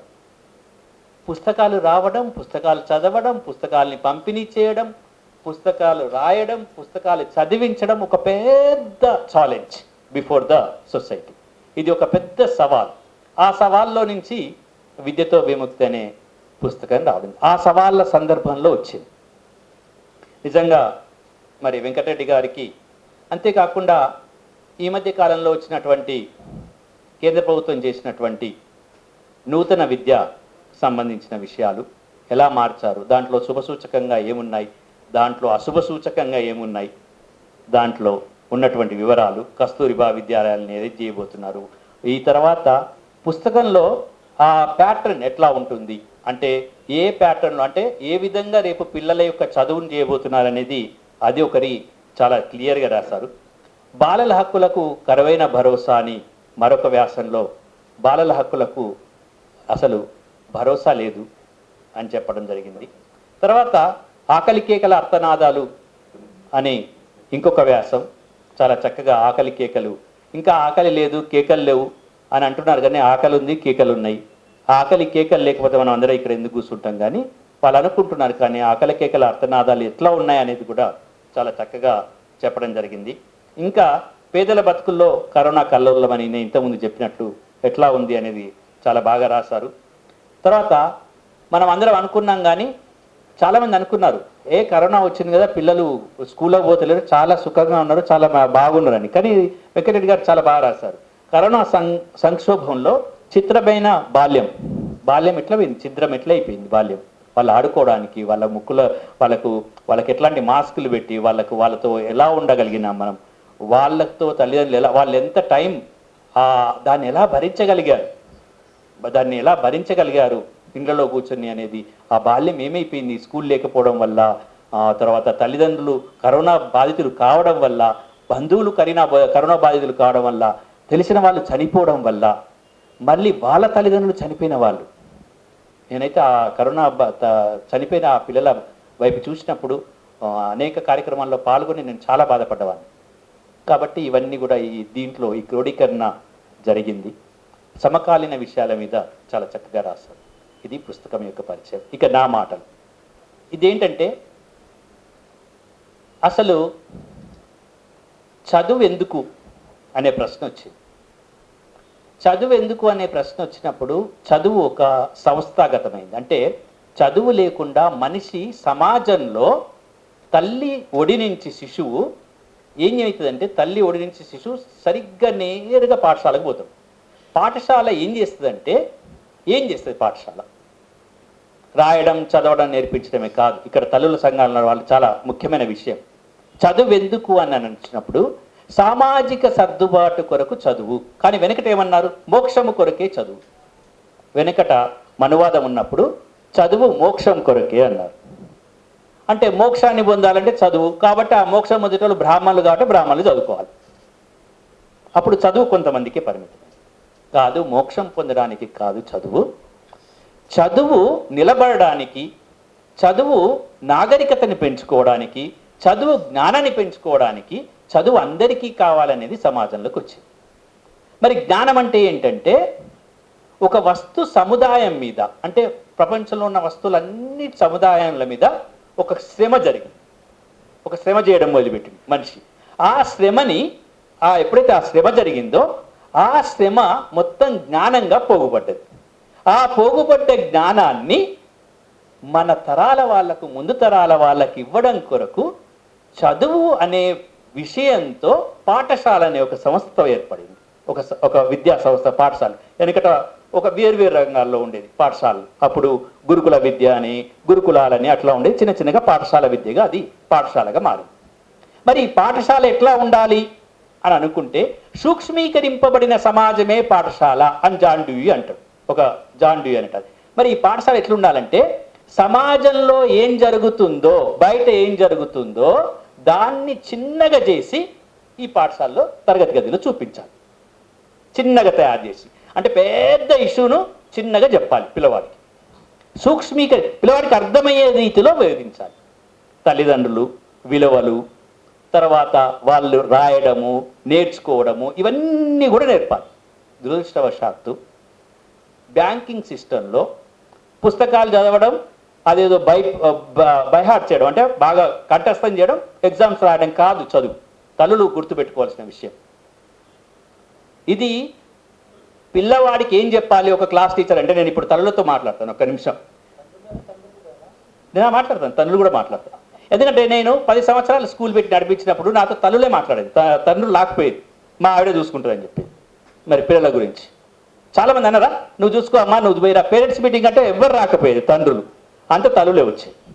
వచ్చినప్పుడు నేను మాట్లాడితే వాళ్ళు ఏం చెప్పేదంటే, నేను ఒకటే అనేది, పొద్దున 8 నుంచి 9 చూడండి, పొద్దున 8 నుంచి వాళ్ళ పిల్లలు 9 వరకు బడికి పోతారు. ఇక అప్పుడు చూడాలి తల్లుల సంగతి. టై ఎక్కడుంది, బెల్ట్ ఎక్కడుంది, స్కూల్కి ఎప్పుడు పోవాలి, అన్నం ఎప్పుడు తిన్నాడు, టిఫిన్ ఎప్పుడు చేయాలి, చెయ్యి పొద్దున్న లేచిన కాంచి, పొద్దున లేపడం నుంచి మొదలై 9 గంటలు దాటి పిల్లవాడు బస్ ఎక్కితే అమ్మ ఆ రోజుకి అది ముగుస్తుంది, ఆ ఉద్యమం ముగుస్తుంది, అది అయిపోతుంది. మళ్ళా 11-12 గంటలకి మళ్ళీ తయారైతేనే ఉంటుంది. వంట చేసే వాళ్ళు వంట చేస్తారు, ప్రైవేట్ స్కూల్లో వాళ్ళు వంట చేస్తారు, లేకపోతే వీళ్ళు పనికి వెళ్ళిపోతారు మనకు గ్రామాల్లో. ఇది అయిపోయిన తర్వాత మళ్ళీ 4 గంటలకి మళ్ళీ తీసుకొచ్చుకునే వాళ్ళు తీసుకొచ్చుకుంటారు, మళ్ళీ 5 గంటలకి స్కూల్, మళ్ళీ రాగానే పుస్తకాలు పడగానే మళ్ళీ ట్యూషన్లు పంపిస్తారు, మళ్ళీ సాయంత్రం వస్తారు. ఇది ఒక వ్యవస్థలో తల్లులు చాలా ఉన్నారు. కాబట్టి మీ తల్లులతో మాట్లాడిన ఒక అవకాశం ఏంటంటే, పిల్లవాడు పుస్తకాల చదువే కాదు, పిల్లవాడికి అన్ని విషయాలను తెలియజెప్పడం చదువు కావాలి అనేది నేను చెప్పదలుచుకున్నాను. మోక్షము కొరకు విద్య కాదు, ప్రకృతిలో ఉన్నటువంటి విషయాలన్నింటినీ చదువుకోవడం విద్య అని 2వ దశ వచ్చింది. 3వ దశ ఏమొచ్చిందంటే, the education is that which liberates. Education is that. నేను ఒక 10 సంవత్సరాల క్రితం ఒక స్కూల్ పెట్టుకున్నాను, స్కాలర్స్ గ్రామర్ స్కూల్ జనగాంలో. మీరు వస్తే దానిపైన ఒక శ్రీలేన శోభతే విద్య అని తెలుగులో రాష్ట్రం, ఇంగ్లీష్లో the education is that which liberates. Education is that which liberates అంటే విద్య ఎట్లాంటి విద్య అంటే విముక్తి చేసే విద్య. దేని నుంచి విముక్తి? అక్కడ అంధకారం ఉంది, అక్కడ చీకటి ఉంది, చీకటిని పాలదోడడానికి చిరుదివ్వగా విద్యతో విముక్తి. అక్కడ అజ్ఞానం ఉంది, అక్కడ మాట్లాడలేకపోతున్నారు, చెప్పుకునేతనం. నేను చెప్పుకోవాలి, ఒక విషయం చెప్పుకోవాలి, నేను చదువుకునే కదా చెప్పుకునేది, చెప్పుకునేతనాన్ని నేర్పేది విద్య, ఉద్యమం చేసేది విద్య, అడిగే హక్కు ప్రశ్నించేది విద్య, ప్రశ్న జవాబులే విద్య. ప్రశ్నించాలి, జవాబు చెప్పాలి, అదే జ్ఞానం అని చెప్తాడు అరిస్టాటిల్. అందుకోసం పిల్లలకి ఇది నేర్పాలి. ప్రశ్న అడగాలి, నీకు ఇంత సంవత్సరం నువ్వు మాట్లాడొద్దు అని టీచర్లు అనొద్దు, మీరు కూడా అనొద్దు. వాడు ఎంత ప్రశ్నిస్తే వాడంత పైకి లేస్తాడు. కాబట్టి ప్రశ్నించడం నేర్పండి, ప్రశ్నల్ని గౌరవించండి. మన పిల్లల్ని మనం గౌరవించుకుందాం, మన పిల్లల్ని మనం గౌరవించుకోవాలి. మనం గౌరవించుకుంటే తప్ప వేరే వాళ్ళు గౌరవించరు. మన పిల్లల్ని మనం గౌరవించుకుందాం. కాబట్టి ఇటువంటి విముక్తి పుస్తకం విముక్తిదాయకమైన విద్య నేను నమ్ముతున్నాను. Education is that which liberates. ప్రతి దాంట్లో ఏ విషయంలోనైనా విద్యే విముక్తి ప్రసాదిస్తుంది. విద్యే విముక్తి, అన్నిటికీ విద్యే కారణం. ఆ విద్యను మనం పట్టుకోవాల్సిందే. దాన్ని మన ఇంట్లో పుస్తకాలని మన ఇంట్లో అందరం చదవడం, మన ఇంట్లో అందరం చదివించడం మనం అందరూ చేయాల్సిన పనే. ఒకవేళ తల్లిదండ్రులు ఉంటే చదువుకోనైనా వాళ్ళతో కూర్చొని పేపర్ చదవడం, న్యూస్ పేపర్ చదవడం, అట్లాంటి పనులు మీరు కూడా నిత్యం చదవాలని తల్లుల సంఘానికి ఈ సందర్భంగా మీరు నిత్యంగా విద్యార్థులై ఉండాలని, ఆ విద్యార్థితనమే ఆ గృహంలో చదువు అనే విషయాన్ని పఠనను నేర్పుతుందని, మనం చేసినప్పుడు తల్లి చదువుతుందని పిల్లవాడు కూడా చదువుతాడు. కాబట్టి తల్లులు చదవడం, పిల్లలతో చదివించడం, ఆ ఇంటిలోనే ఒక చదువు అనేటువంటి ఒక పరిసరాన్ని, ఒక ఎన్విరాన్మెంట్ను మనము ఆ పరిసరాన్ని ఏర్పాటు చేయాలని తల్లుల సంఘానికి సందర్భంగా చేతులెత్తి నమస్కరించి చెప్తూ, విద్యతో విముక్తి అని రాసిన పుస్తకానికి ప్రశంసలు తెలియజేస్తూ, వెంకటరెడ్డి గారిని ఇంకా ఎన్నో పుస్తకాలు విద్య పైన రాయాలని కోరుతూ ఈ సందర్భంగా ఈ అవకాశం ఇచ్చిన మీకు కృతజ్ఞతలు తెలియజేస్తూ ముగిస్తున్నాను. వెంకటరెడ్డి గారు ఈ బుక్ రాయలేదు కదా, అంటే ఎప్పటికప్పుడు ఆ పరిస్థితులను బట్టి కొన్ని వ్యాసాలు రాయడం జరిగింది. సో ఆ వ్యాసాలని సంకలనం చేశారు. అంటే ఇది ఏదో ఒకటి బుక్ రాయాలి అని చాలామంది బుక్కులు రాస్తుంటారు. ఇది అలాంటి బుక్ కాదు. ఇది అంటే సమకాలీనటువంటి పరిస్థితులు, ఎప్పటికప్పుడు గత 10-15 సంవత్సరాల నుంచి వచ్చినటువంటి ఆ పరిస్థితుల కి సంబంధించినటువంటి బుక్ ఇది. సో నేను వెంకటరెడ్డి గారికి ధన్యవాదాలు అలాగే శుభాకాంక్షలు చెప్తున్నాను. నాకు వెంకటరెడ్డి గారు 25 సంవత్సరాల నుంచి పరిచయం. ఎంబీ ఫౌండేషన్ అంటే వెంకటరెడ్డి గారు అంటే ఎంబీ ఫౌండేషను. ఇంకా అంబ కూడా ఉంది మేడం గారు, మనకి శాంత సిన్హా మేడం గారు. ఆవిడ గురించి కూడా మనం చెప్పుకోవాలి తప్పకుండా ఈ సందర్భంలో. నాకు నిన్నటి నుండి మేము ఒకటి ముఖ్యమంత్రి గారికి ఒక లెటర్ రాద్దామని మొదలుపెట్టాం మా ఎస్డిఎఫ్లో. నిన్న డిస్కషన్ జరిగినది. ఈరోజు మేడం గారు నాతో 3 సార్లు ఫోన్లో మాట్లాడారు. పాప మా ప్రాణం అంతా ఇక్కడే పిల్లల మీదే. వెంకటరెడ్డి గారి ప్రాణము, శాంతశ్రీ మేడం ప్రాణము పిల్లల మీద, ఇంకా దేని మీద ఉండదు. మీరు కూడా ఈ బుక్ జాగ్రత్తగా చదివితే ఆల్మోస్ట్ అన్ని వాక్యాలలో మీకు ఒకటే పదం కనబడుతుంటుంది, పిల్లలు విద్యార్థులు, పిల్లలు విద్యార్థులు, పిల్లలు విద్యార్థులు. అంటే వాళ్ళ యొక్క మనందరికీ గుండె డబ్ డబ్ అంటుంది కదా, వాళ్ళకి పిల్లలు పిల్లలు పిల్లలు ఉంటుంది ఇద్దరికి కూడా. సో చాలా గొప్ప వ్యక్తులు మేడం గారు, వెంకటరెడ్డి గారు. చాలామంది చెప్పారు పెద్దలు, విద్యతో ఏంటనేది. విముక్తి అనేది ఇది ఒక విద్యార్థులకే విముక్తి కాదు. విద్య అనేది సమాజానికి విముక్తి, దేశానికి అభివృద్ధికి విముక్తి, అంటే అభివృద్ధి లేకుండా ఉండడానికి పరిస్థితికి విముక్తి. సో ఇదే పరిష్కారం, ఇంకా విద్యనే పరిష్కారం, అన్నిటికీ విద్యనే పరిష్కారం. మనందరికీ తెలిసింది. నేను అంటాను, మన దేశం గురించి మనం మాట్లాడుకుంటే, విద్య గురించి మాట్లాడుకుంటే, దేశాల యొక్క అభివృద్ధిని ఒక అభివృద్ధి సూచికలలో చెప్తుంటారు ఐక్యరాజ్య సమితి వాళ్ళు. మన దేశం, నేను గత 25 సంవత్సరాలు చూస్తున్నాను, మన దేశము ఈ 200 దేశాలలో ఎప్పుడు 1-2 ర్యాంకులు అటు ఇటు పోతే తప్ప పొదుగు ఉండదు. 130, 131, ఎప్పుడో ఒకసారి 129కి వచ్చినట్టు గుర్తు. ఎక్కువ 129, 130, ఆ 129 కూడా మర్చిపోయినాయి ఈ మధ్యలో. 130, 131, 130, 131. గత 25 సంవత్సరాల నుంచి ఇక్కడే ఉంటాం మనం, పెరిగాం. ఎందుకంటారు? ఆలోచించాలి కొంచెం మనము. అంటే అన్ని దేశాలు మనకంటే ముందు వెళ్ళిపోతున్నాయి. మనతో పాటు సమానంగా ఉన్న చైనా దేశం ఎక్కడికో వెళ్ళిపోయింది, మనతో పాటు సమానంగా ఉన్నటువంటి దక్షిణ కొరియా ఎక్కడికో వెళ్ళిపోయింది, మనతో సమానంగా మనకంటే తక్కువ ఉన్నటువంటి శ్రీలంక, బంగ్లాదేశ్ కూడా మనకంటే దాటిపోతున్నాయి. సో జపాను, మనతో పాటు ఉన్నటువంటి జపాను, సో చిన్న దేశము కానీ అది నాలుగవ ఆర్థిక సంతృష్టి ఉన్నటువంటి దేశం. ఇవన్నీ కూడా చాలా అభివృద్ధి కళలో చాలా డెవలప్ అవుతున్నాయి. కానీ మనం మాత్రం అక్కడే ఉంటున్నాం. ఎందుకు? ప్రధాన కారణం ఏంటి చెప్పండి? ఎడ్యుకేషనే, విద్యనే. ఒకటి నాన్ నెగోషియబుల్, తెలుగులో ఏమంటారు సార్ దాన్ని, రాజీ లేని సూత్రాలు. అది ప్రపంచం మొత్తాన్ని నేర్పించారు. ఇన్ఫ్యాక్ట్ అంతకుముందు నాకు బాగా గుర్తుంది, నేను మహబూబ్నగర్లో ఉన్నప్పుడు కృష్ణయ్య గారు కలెక్టర్ గారు ఉన్నారు. అప్పుడప్పుడే నేర్చుకుంటున్నాయి రాజీలేని సూత్రాలు. హైకోర్టు జిల్లా కలెక్టర్లందరినీ ప్రశ్న వేసింది, మీ జిల్లాలో ఎంతమంది బాల కార్మికులు ఉన్నారని చెప్పేసి ప్రశ్న వేసింది. వేస్తే మహబూబ్నగర్ జిల్లాలో, ప్రపంచం మొత్తంలోనే అనుకుంటాను అప్పట్లో మహబూబ్నగర్ జిల్లాలో ఎక్కువ మంది బాల కార్మికులు.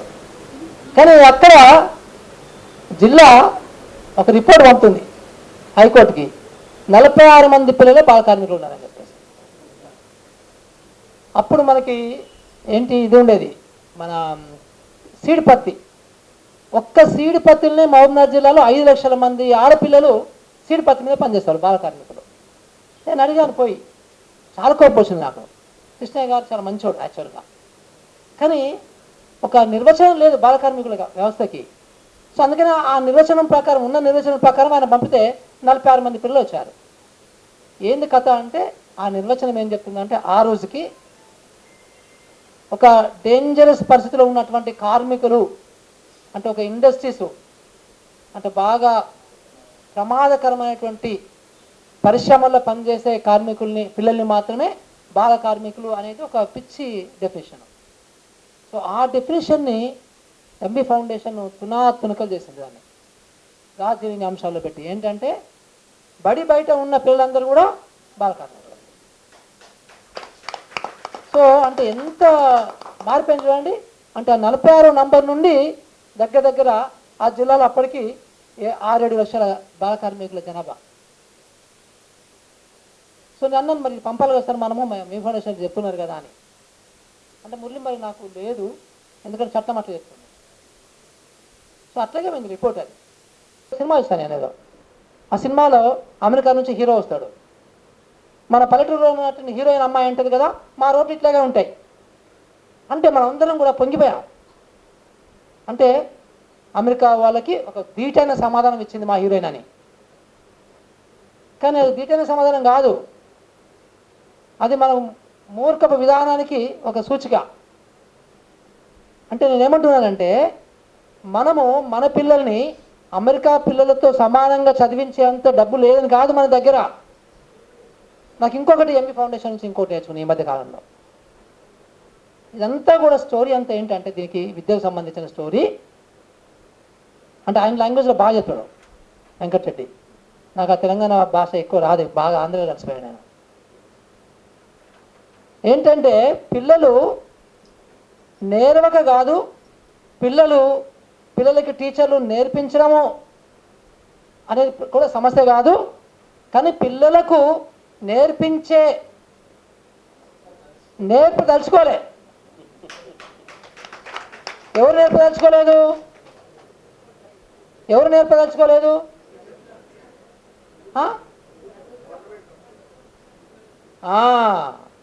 ప్రభుత్వము మన పిల్లలకు నేర్పదలుచుకోలేదు.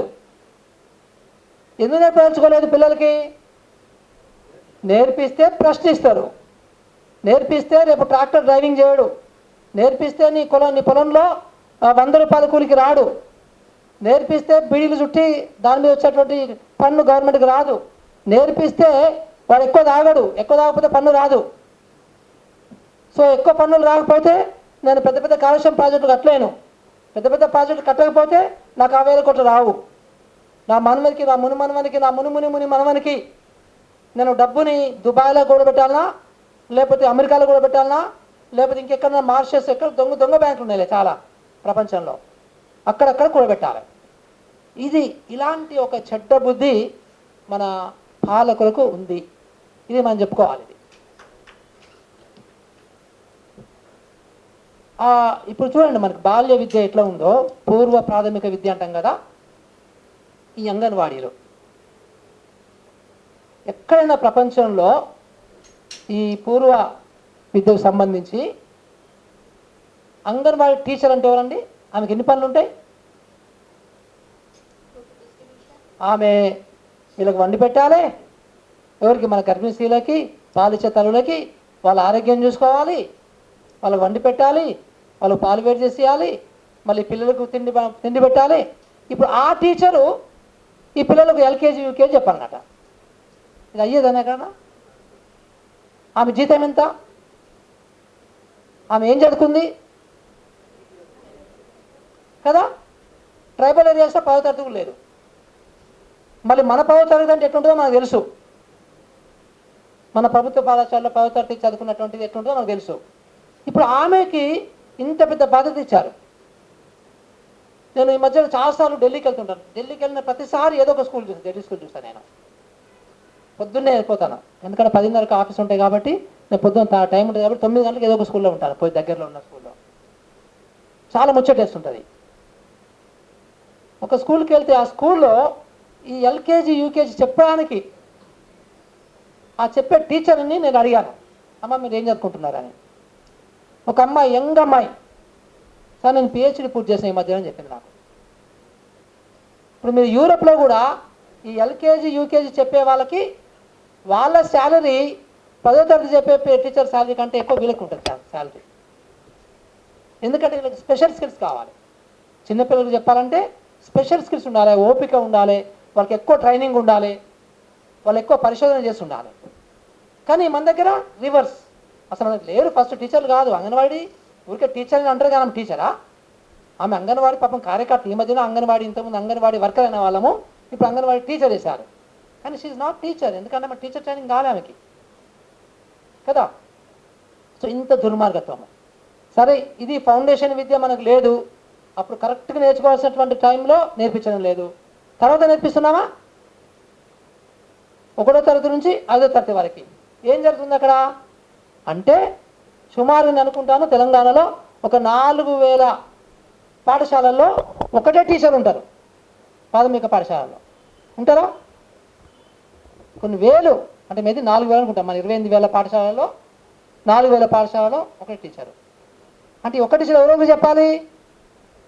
ఫస్ట్ క్లాస్కి, సెకండ్ క్లాస్కి, థర్డ్ క్లాస్కి, 4th క్లాస్కి, 5th క్లాస్కి 5 క్లాసుల పిల్లలు ఒకటే క్లాస్ రూమ్లో ఉంటారు. వాళ్ళకి చదువు చెప్పాలి. ప్రపంచంలో ఎక్కడైనా ఉంటుంది ఇంత?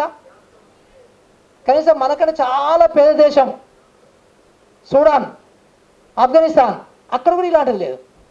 విచిత్రం ఏంటంటే ఎక్కడైనా కానీ పాఠశాల అంటే ఒక క్లాస్కి ఒక తరగతి ఉంటుంది, ఒక క్లాస్కి ఒక టీచర్ ఉంటారు.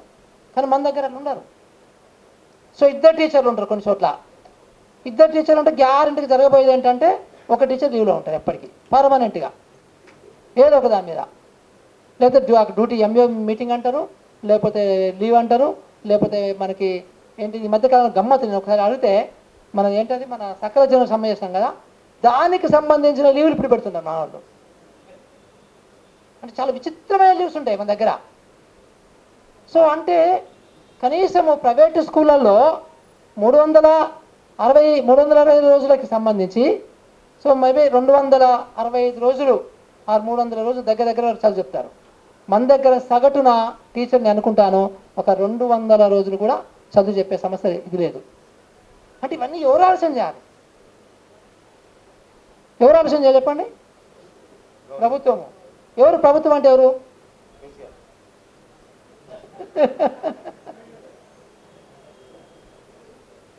ఇప్పుడు ప్రభుత్వం ఎవరంటే ఇప్పుడు మన పాతకాలంలో ప్రభుత్వం ఎవరంటే మనం అనుకునే వాళ్ళం కలెక్టరు లేకపోతే మండల ఆఫీసరు కదా. ఇప్పుడు ఏమంటున్నారు మీరందరూ ప్రభుత్వం అంటే ఎవరంటే?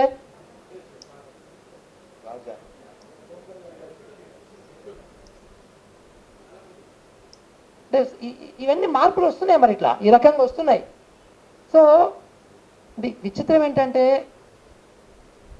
నేను చైనా పోయినా ఒకసారి 20 సంవత్సరాల క్రితం. వెళ్తే నాకు అర్థమైంది ఏంటంటే మనకున్న వాళ్ళకి ఆల్మోస్ట్ మనకు 1947లో స్వాతంత్రం వచ్చింది, వాళ్ళకి 1944 అనుకుంటా రాజు నిలగొట్టి వాళ్ళు తీసుకున్నారు. ఆయన ఏం చేస్తుంటే ఆ మహానుభావుడు అప్పుడున్నటువంటి దేశాధ్యక్షుడు ప్రతి ఊర్లో పాఠశాల ఓపెన్ చేశాడు. అప్పటికి లేవు, అప్పటికి ఒక 30 గ్రామాలకు ఒక పాఠశాల ఉండేది. కానీ ఇది అయిపోయిన తర్వాత ప్రతి ఊర్లో పాఠశాల ఓపెన్ చేశాడు. యూనివర్సిటీస్ క్లోజ్ చేశాడు. ఫస్ట్ యూనివర్సిటీస్ క్లోజ్ చేశాడు. 10-15 సంవత్సరాలు యూనివర్సిటీస్ క్లోజ్ అయిపోయినాయి. ఎందుకు అంటే ఫౌండేషన్ పునాదులు గట్టిగా ఉండాలి. ఇక్కడ మనకు 72 సంవత్సరాలు అయిపోయింది. ఇప్పుడు ఆ పునాది గట్టిగా లేదు, పైన కాలేజీలు గట్టిగా లేవు, పైన పరిశోధన గట్టిగా లేదు. నేను ఇందాకనే విజయవాడ నుంచి వచ్చేటప్పుడు ఒక ప్రొఫెసర్తో మాట్లాడుకుంటూ వస్తున్నాను. నువ్వు అసలు ఎట్లా డెవలప్మెంట్ ఎట్లా వస్తుంది? నాకు ఒక జర్మన్ ప్రొఫెసర్లు ఒకరు ఇద్దరు వచ్చారన్నమాట. మాట్లాడి చాటింగ్ చేసుకుంటూ అసలు ఏంటి మీ దేశం ఎందుకు అట్లా బాగా డెవలప్ అయింది, మా దేశం ఎందుకు ఇట్లా ఉంది, సో ఏమన్నా మీరు ఆలోచిస్తారా దీని గురించి అని అడిగాను నేను.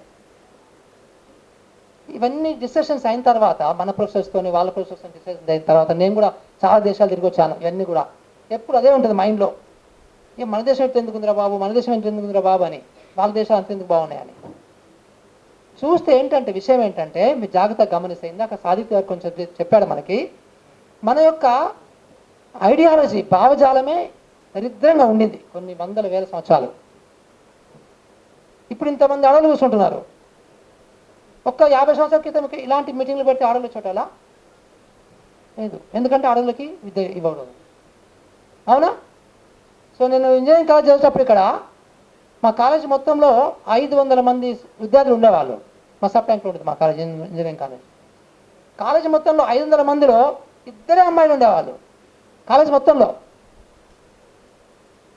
ఎందుకు ఆ పరిస్థితి ఎందుకు అట్లా ఉంది? అదే టైంలో నువ్వు చైనాకి వెళ్తే చైనాలో మహిళలు డబుల్ డెక్కర్ బస్సులు నడుపుతున్నారు, మహిళలు ఇంజన్లు నడుపుతున్నారు. ఇక్కడ ఎందుకు ఇలా పరిస్థితి ఉంది అంటే ఈ విషయం ఏంటంటే మన దేశంలో ఈ ఐడియాలజీ, ఈ దరిద్రపు ఐడియాలజీ ఉండడం మూలాన ఏం జరిగిందంటే మనకి ప్రాథమిక విద్య లేదు, ఫౌండేషన్ విద్య లేదు, ఏ విద్య లేదు, ఎవరికి లేదు మరి విద్య. ఇందాక ఆయన చెప్పాడు కొద్దిమందికి విద్య ఉంది. దాని మూలాన ఏమైందంటే ఇండస్ట్రియల్ రెవల్యూషన్ రాకుండా అయిపోయింది. మనకి పరిశ్రమలు రాకుండా అయిపోయినాయి. ఉదాహరణకి మనకి 100 కోట్ల పాపులేషన్ ఉంటే 1 కోటి పాపులేషన్ ఉన్నటువంటి దేశంలోనేమో చాలా ఇన్వెన్షన్స్ అయినాయి. ఇన్వెన్షన్స్ తెలుగులో ఏమంటారు? ఇన్వెన్షన్స్ అంటే ఆవిష్కరణలు. అంటే ఒక ఇంజిన్ ఆవిష్కరణ అయింది, ఒక కాగిత పరిశ్రమ కాగితం ఆవిష్కరణ అయింది, పెన్నులు ఆవిష్కరణ అయినవి, లాస్ట్కి హెలికాప్టర్లు, ఫ్లైట్లు, ఏరోప్లేన్లు, ట్రైన్లు, బస్సులు, కార్లు, ఇవన్నీ ఎక్కడి నుంచి వచ్చినాయి? Last cell phone, camera, mike, వాచ్లు, ఇవన్నీ ఎక్కడ ఆవిష్కరించారు? మన దేశంలోనా? చైనా తయారు చేస్తుంది ఇప్పుడు, బట్ ఆవిష్కరణ కనిపెట్టింది ఎవరు? ఆ చిన్న చిన్న దేశాలు, నేను చెప్పినటువంటి 50 లక్షల జనాభా ఉన్న దేశాలు, 1 కోటి జనాభా ఉన్న దేశాలు, మన దేశంలో ఒకటి కనిపెట్టలే. ఇది ప్రాబ్లం. వాళ్ళు ఆవిష్కరణలు చేసి చాలా కొన్ని 100 కోట్లు 1000 కోట్లు అప్పుడే ఎర్న్ చేస్తారు. ఆ రకంగా డెవలప్మెంట్ జరిగింది. మనకు ఆవిష్కరణ లేవు, ఎందుకంటే మనకు చదువు లేదు కదా. చదువు లేదు, పరిశోధన లేదు. పరిశోధన ఉండాలంటే ఫౌండేషన్ ఉండాలి, గట్టిగా ఉండాలి, ఏవీ లేవు. అంటే విద్య అనేది ఎందుకు ఇంపార్టెంట్ అంటే విద్య లేకపోవడం మూలానే మనము ఆ 130, 131, 131, 130 అక్కడే అయిపోయినాం. అందుకని ఫస్ట్ కంట్రీ టాప్ 10 కంట్రీస్లో రాలేకపోతున్నాం మనం ఎప్పటికీ కూడా. సో ఈ విషయాలు అన్నీ కూడా ఈరోజు మనం ప్రశ్నించకపోతే మనం ఇంకా ఇలాగే ఉంటాం. మన పిల్లలు మళ్ళీ ఇంకా, నా భయం అంతా ఏంటంటే తల్లి, మీ పిల్లలందరూ మళ్ళీ కూలిపోతున్నారని భయం నాకు. ఇంకొక విషయం ఉంది ఇందులో, చదువుకున్నా కానీ కూలిపోతున్నాం కదా సార్, చదువుకున్నా కానీ ఆటో డ్రైవర్ చేస్తున్నాం కదా సార్ అంటారు కదా మీ పిల్లలు, అంటారు కొంతమంది. ఎందుకంటే బాగా కష్టపడి చదివే బదులు ఇలాంటి ప్రశ్నలు వేస్తే ఇక మన అమ్మ మన నాయన చదువుమన్నారని. ఇది ఎందుకు వచ్చిందంటే అమెరికాలో కానీ జర్మనీలో కానీ అభివృద్ధి చెందిన దేశాల్లో కానీ వాళ్ళు ఒక 100కి వ్యవసాయం మీద పనిచేసే వాళ్ళు ఎంత ఉంటారో తెలుసా మీకు? మన దేశంలో ఒకప్పుడు ఒక 30 సంవత్సరాల క్రితం 75-80% మంది అగ్రికల్చర్ అంటే వ్యవసాయం మీదే పనిచేసేవాళ్ళు, దాని మీద బతికేవాళ్ళు. ఈరోజు నేను అనుకుంటున్నా 60%కి తగ్గినట్టుంది. కానీ నీకు అమెరికాలో కానీ జర్మనీలో కానీ అభివృద్ధి చెందిన దేశాల్లో ఎంతమంది ఉంటారంటే 2% మంది ఉంటారు, 2-3% మంది ఉంటారు. అంటే ఇక్కడ మనము 100 మంది కూలీల పనిని వాడు ఒక డ్రైవర్ చేసేస్తారు మొత్తం. అందుకనే ఆ డ్రైవర్ శాలరీ, అక్కడ పిహెచ్డి చేసి ప్రొఫెసర్ చేసిన శాలరీ, ఇద్దరు శాలరీ సేమ్ ఉంటుంది. ఇద్దరు పిల్లలు కూడా అదే స్కూల్కి వెళ్తారు. ఇద్దరు సంబంధించిన కుటుంబ సభ్యులకి ఏం జ్వరం వచ్చినా ఎక్కడ వచ్చినా కానీ అదే ఆసుపత్రికి పోతారు. ఏ ఆసుపత్రికి? అత్యధికమైనటువంటి ధనవంతులు ఉన్నటువంటి ఆ ఏరియాలో ఉన్న ధనవంతులు కూడా అదే స్కూల్కి పోతారు, అదే ఆసుపత్రికి పోతారు. ఈ ట్రక్ డ్రైవర్ వాళ్ళు కానీ ఇంకెంత పేదగా ఉన్నా కానీ, పేదగా ఉండదు అక్కడ, ఇలాంటి వాళ్ళు కూడా అక్కడికి వెళ్తారు. అంటే ఆ సమానత్వం అనేది వచ్చింది. ఇక్కడ ఆ సమానత్వం లేదు. అయితే ఇక్కడ విషయం ఏంటంటే అందరం చదువుకుంటే, అందరం క్వాలిటీ ఎడ్యుకేషన్ చేస్తే అప్పుడు ఏమవుతుందంటే బాగా తక్కువ పని ఏదైతే అనుకుంటున్నామో మనము, ఒక ట్రక్ డ్రైవరు, ఒక ట్రాక్టర్ డ్రైవరు, వాళ్ళ జీతాలు కూడా ప్రొఫెసర్ జీతాలు అంతా అవుతాయి. ఇప్పుడు మనకి ఎందుకు క్వాలిటీ ఎడ్యుకేషన్ ఇవ్వడం లేదంటే ఈ 500 రూపాయల కూలి మన ట్రాక్టర్కి ఇస్తే సరిపోద్ది, అది లెక్క. ఆ లెక్కతోని మనకి ఆ నేర్పించాలనే ఆ బుద్ధే రావటం లే వాళ్ళకి, పాలకులకి. ఇక్కడ ఇంకొక దరిద్రం వచ్చింది ఏంటంటే ఈ పాలకులందరూ ఒక కులము, మనమందరం ఒక కులం. మనం అన్ని బ్యాక్వర్డ్ కులాలు, షెడ్యూల్ కులాలు, షెడ్యూల్ తరగతులు, షెడ్యూల్ ట్రైబ్స్, వీరందరేమో ఒక టైప్ ఆఫ్ కులము. సో దాంతో ఇదొక దరిద్రం ఏర్పడింది మనకి. ఇది కూడా మన అభివృద్ధికి కాకుండా ఉండడానికి ఉన్నటువంటి అడ్డంకి అనమాట ఇదంతా కూడా. సో విషయం ఏంటంటే ఫైనల్గా ఒకటి ముగిస్తాను, ఒకటి చెప్పి నేను, అడగందే అవ్వైనా బువ్వ పెట్టదు కదా.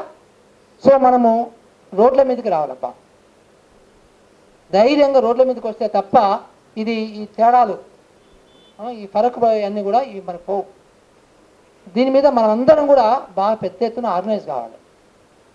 30 లక్షల మంది పిల్లలు ఉన్నారు మనకి. ఇప్పుడు 30 లక్షల మంది పిల్లలు, వాళ్ళకి సంబంధించిన 30 లక్షల మంది తల్లులు కానీ తండ్రులు కానీ ఇద్దరు కానీ బయట రోడ్ల మీద రావాలి. అప్పుడు కానీ మనకి సరిపోవు. డబ్బులు లేక కాదు, డబ్బులు నేను లెక్క పట్టమంటే నేను ఇంజనీర్ని ప్లస్ ఇప్పుడు విద్యలో పనిచేస్తున్నాను ప్లస్ బ్యూరోక్రసీ ఉన్నాను. మొత్తం ఒక నిమిషంలో చెప్తాను ఆ డబ్బులు ఎక్కడి నుంచి వస్తాయో, నిమిషంలో సింపుల్గా. ఒక్కటే ప్రాజెక్ట్ కరప్షన్ తోని మన స్కూళ్ళన్నీ కూడా బ్రహ్మాండంగా అయిపోతాయి. గంత డబ్బు ఉంది మన దగ్గర, ఒక్క ప్రాజెక్ట్ మీద కరప్షన్, ఇంకొక ప్రాజెక్ట్ మీద కరప్షన్, మన ఆసుపత్రులన్నీ బ్రహ్మాండంగా అయిపోతాయి. సో డబ్బు లేదు అనేది కాదు, సో డబ్బు ఉంది కానీ దొంగలు ఉన్నారు ఇక్కడ. దొంగలు, బందిపోట్లు, రాక్షసులు, వీళ్ళని మనం తరిమి కొట్టాలి, వీళ్ళని ఎక్స్పోజ్ చేయాలి, వీళ్ళని ఇట్లా బజార్లో నంగా పెట్టాలి, నగ్నంగా ఇప్పాలి వాళ్ళని. అరే దుర్మార్గులారా, దొంగలారా, దుష్టులారా, మీరు ఇలాంటి మనుషులు రా, మీరందరూ కూడా మా పేదల యొక్క రక్తాన్ని మీరు తీసుకుంటున్నారు. ఇక్కడ పేదలంటే మన అందరం పేదలమే, ఒక అపార్ట్మెంట్ ఉన్నంత మాత్రం మీరు రిచ్ కానే కాదు, అందరం చాలా పేదవాళ్ళము, ఇట్లా ఉండాల్సిన అవసరం లేదు మనకి. సో చాలా అందరం సమానంగా ఉండాలి. సో ఈ విషయాన్ని మనం ఎక్స్పోజ్ చేసి క్వశ్చన్ చేయకపోతే మనకు ఇంకా ఇట్లాగే 2032, 2042, 2052లో కూడా ఇదే పరిస్థితి ఉంటుంది. సో దీని గురించి మనము ప్రశ్నించాల్సిందే. సో మరొకసారి ఈ ఆర్గనైజర్స్కి నేను ధన్యవాదాలు చెప్పుకుంటూ, చాలా మంచి మీటింగు, మంచి బుక్ మీరు ప్రింట్ చేశారు, వండర్ఫుల్. సో ఈ విద్య మీద మనం ఇట్లా పొరాల్సింది తప్పదు మనందరికీ కూడా. So thank you very much, ధన్యవాదాలు. మురళి గారిని ఐఏఎస్ ఆఫీసర్ కంటే మనం ఒక సోషల్ సైంటిస్ట్గా పిలవాలి. ఒక మురళి లాంటి వాళ్ళు, మురళి ఒక్కరు కదా, I don't know sir, every year ఎంతమంది ఐఏఎస్ ఆఫీసర్స్ వస్తారు సార్ స్టేట్కు? ఒక 8 మంది వస్తారు. సరే అట్లీస్ట్ 80 నుంచి తీసుకుందాం, 80 నుంచి 20, 40 ఇయర్స్ అంతమంది ఐఏఎస్ ఆఫీసర్స్, ఐపీఎస్, ఇంకా ఐపీఎస్ ఆఫీసర్స్ ఉంటారు. వీళ్ళందరూ ఎటుపోయినారు. సో థ్యాంక్ యూ, మాకు గురువుతో సమానము. అండ్ అదేవిధంగా వెంకటరెడ్డి గారు, భాగ్యలక్ష్మి గారు, పాషం యాదగిరి అన్న అండ్ ఆంజనేయులు గారు, ఇంకో మేడం పేరు నాకు, thank you everybody. Pasham Yadagiri అన్నతో జై తెలంగాణ అనుకుంటూ బాగా తిరిగాం. సో ఆ జ్ఞాపకాలు చాలా ఉన్నాయి. ఒక వీడియో ఉంటుంది గూగుల్లో, అన్న మేము అప్పుడు ఎలా ఉంటుందంటే every opportunity, education units, institution కూడా మేము వదలేము. ఎట్లా అంటే counselling, higher education counselling, job counselling, title పెట్టడం, తెలంగాణ ఉద్యోగం గురించి మాట్లాడు. సో అన్నతో మంచి జ్ఞాపకాలు ఉన్నాయి. సో నేను కొన్ని నోట్స్ రాసుకున్నాను. జనరల్గా అమెరికాలో మీటింగ్కి వెళ్తే ప్రిపేర్ కావాలి, కొంత ప్రిపేర్ అయ్యి టైం. సో కొన్ని ఐటమ్స్ రాసుకున్నాను, అన్ని ఐటమ్స్ మురళి కవర్ చేశాడు. నేను అట్లీస్ట్ అమెరికా గురించి మాట్లాడాలనుకున్నా, అయినా మాట్లాడేశాడు. ఓకేనా, అట్లీస్ట్ అది నా ఏరియా, నేను అక్కడ ఉన్నాను 20 సంవత్సరాలు అనుకున్నాను. ఎందుకంటే చాలా ఆయన రీడ్ చేస్తాడు, చాలా వంతో మాట్లాడతాడు. But still I have some points. ఒక్కసారి విద్య అంటే ఏంటి, ఎడ్యుకేషన్ అంటే ఏంటి, ఇమ్మీడియట్గా మనకు మైండ్లో వస్తుంది ఏంటంటే తెలుసా, జాబ్. ఎవరైనా చూసుకోండి, ఊళ్ళల్లో ఖచ్చితంగా అడుగుతారు, అది చదివి అంటే వాడి చదివి ఏం చేసిండు వీడని. సో బేసికల్గా విద్య అంటే ఏంటంటే ఫస్ట్ థింగ్ ఏంటంటే సెల్ఫిష్నెస్, ఏదో జీవితం కోసం బతకడానికి కోసం కాదు. నేను కొంత రీసెర్చ్ చేశాను. విద్య, ఎడ్యుకేషన్ అంటే ఏంటంటే తెలుసా, ఇట్ ఈస్ అంత తెలుగా ఇంగ్లీషా? తెలుగు కదా, అయితే నేను తెలుగులో కూడా మాట్లాడతా, కొన్ని పాయింట్స్ ఇంగ్లీష్లో చెప్తా, అది పవర్ఫుల్గా ఉంటుంది. ఈ విద్య అనేది ఒక మీడియం, ఒక ఆప్షన్ అన్నట్టు. నేను ఇంగ్లీష్లో చెప్పి తెలుగు చెప్తాను. Education is the medium that helps us to gain skills, knowledge, talent, expertise. ఈ విద్య ద్వారా మనకన్నీ సార్ ఎవరో తెలుగులో ట్రాన్స్లేట్ చేయాలి. సో మనకి విద్య ద్వారా మనకు తెలివితేటలు ఇవన్నీ వస్తాయి అన్నట్లు. ఎందుకు ఆ తెలివితేటలు, ఈ నాలెడ్జ్, ఈ స్కిల్స్ ఎందుకోసము, దేనికోసము? క్లియర్గా అండర్స్టాండ్, జాబ్ కోసం కాదు సార్. టు నో తెలుసుకోవడానికి, టు అండర్స్టాండ్ అవగాహన చేసుకోవడానికి, టు రెస్పెక్ట్ వాట్ తెలుసుకోవడానికి, అర్థం చేసుకోవడానికి, మర్యాద ఇవ్వడానికి. దేనికోసం? For the family, for the society, for the country. అది అర్థమైందా? విద్య జాబ్ కోసం కాదు. Education is the media that helps to gain skills, talent, capabilities to know, to understand, to respect families, nation and community. అది విద్య. It's very simple. So ఇక్కడ ఇంకో విషయం ఏంటంటే వాట్ ఈస్ ది ఇంపార్టెన్స్, అసలు దాని వల్ల ఏమొస్తుంది విద్య వల్ల? ఫస్ట్ ఏదైతే మనకి ఇష్యూస్ ఉన్నాయి సొసైటీలో, the poverty and oppression of women, crimes, ఈ దొంగ పాలకులు ఉంటారు చూడు, వాళ్ళని అడగడానికి, క్వశ్చన్ చేయడానికి, గ్రో కావడానికి, డెవలప్ కావడానికి, వీటన్నిటి కోసం విద్య కావాలి. ఎడ్యుకేషన్, ఇప్పుడు మనకు ప్యారడైజ్ మీ అందరికి తెలుసు కదా, ఎక్కడుందో అందరు చెప్తారు. ఆ లొకేషన్ ఎంత బాగుంటుందంటే, జనరల్గా రియల్ ఎస్టేట్లో లొకేషన్ లొకేషన్ లొకేషన్ అంటారు. అరే నువ్వు బిజినెస్లో సక్సెస్ కావాలంటే కాలేజ్ కానీ, రెస్టారెంట్ కానీ, ఏ ఇన్స్టిట్యూట్ కానీ ఇంగ్లీష్లో ఏమంటారంటే లొకేషన్ లొకేషన్ లొకేషన్, ఆ ప్లేస్ని బట్టి. సేమ్ థింగ్, మన లైఫ్కు బాగుపడాలి, ఒక మంచి సిటిజన్గా ఆ లైఫ్కు అర్థం ఉండాలంటే ఎడ్యుకేషన్ ఎడ్యుకేషన్ ఎడ్యుకేషన్ ఎడ్యుకేషన్. ఈ బుక్ ఎంత మంచి టైటిల్ అంటే, ఈ బుక్ అసలు ఏం చెప్పనవసరం లేదు. ఈ బుక్ గురించి విముక్తి. ఎన్నో పూజలు చేస్తాం, ఎంతో సోషల్ వర్క్ చేస్తాం, ఎన్నో పైసలు ఖర్చు పెడతాం, దేనికోసం? ఈ విముక్తి కోసం. సార్ ఏమన్నాడు ఒక్క మాటలో, అవన్నీ చేయకు, చదువుకో, అది ఒకటే అన్నాడు. సార్ గురించి చెప్పాలంటే, నేను అసలు సార్ గురించి అంటే ఆయన అందరికీ తెలుసు, ఏం చెప్పాలి ఆయన గురించి, ఈ బుక్ వెనక చదవండి. I don't know if it is commercial book or not. ఒకవేళ కమర్షియల్ అయితే కొనండి, లేదు ఆయన ఫ్రీగా ఇస్తున్నా అంటే తప్పకుండా చదవండి దయచేసి. చాలా మంచి బుక్. నేను యాక్చువల్గా ఈ బుక్ చదివాను, సార్ను రిక్వెస్ట్ చేసి ఒక కాపీ తెప్పించుకున్నాను, చదివాను. Thank you very much sir.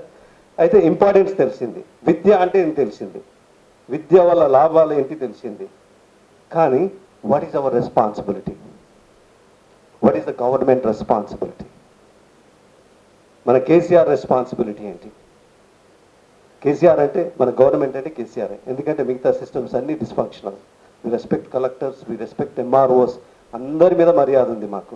We respect మన హైకోర్టు, అన్నిటి మీద రెస్పెక్ట్ ఉంది. ఎందుకంటే ఆ మహానుభావుడు అంబేద్కర్ని రెస్పెక్ట్ ఇస్తాం కాబట్టి, ఆయన చేసిన కాన్స్టిట్యూషను, ఆయన చేసిన సిస్టాన్ని మొత్తం మేము రెస్పెక్ట్ ఇస్తాం. కానీ తెలంగాణలో ఇట్ ఈస్ ఎ డిస్ఫంక్షనల్. ఏ డిపార్ట్మెంట్ పనిచేయట్లేదు, ఏ డిపార్ట్మెంట్ పనిచేయట్లేదు, పనిచేయాలని మా ఆశ. సో వీళ్ళ రెస్పాన్సిబిలిటీ ఏంటంటే, elected governments responsibility health, education, విద్య, ఆరోగ్యం చాలా ముఖ్యం.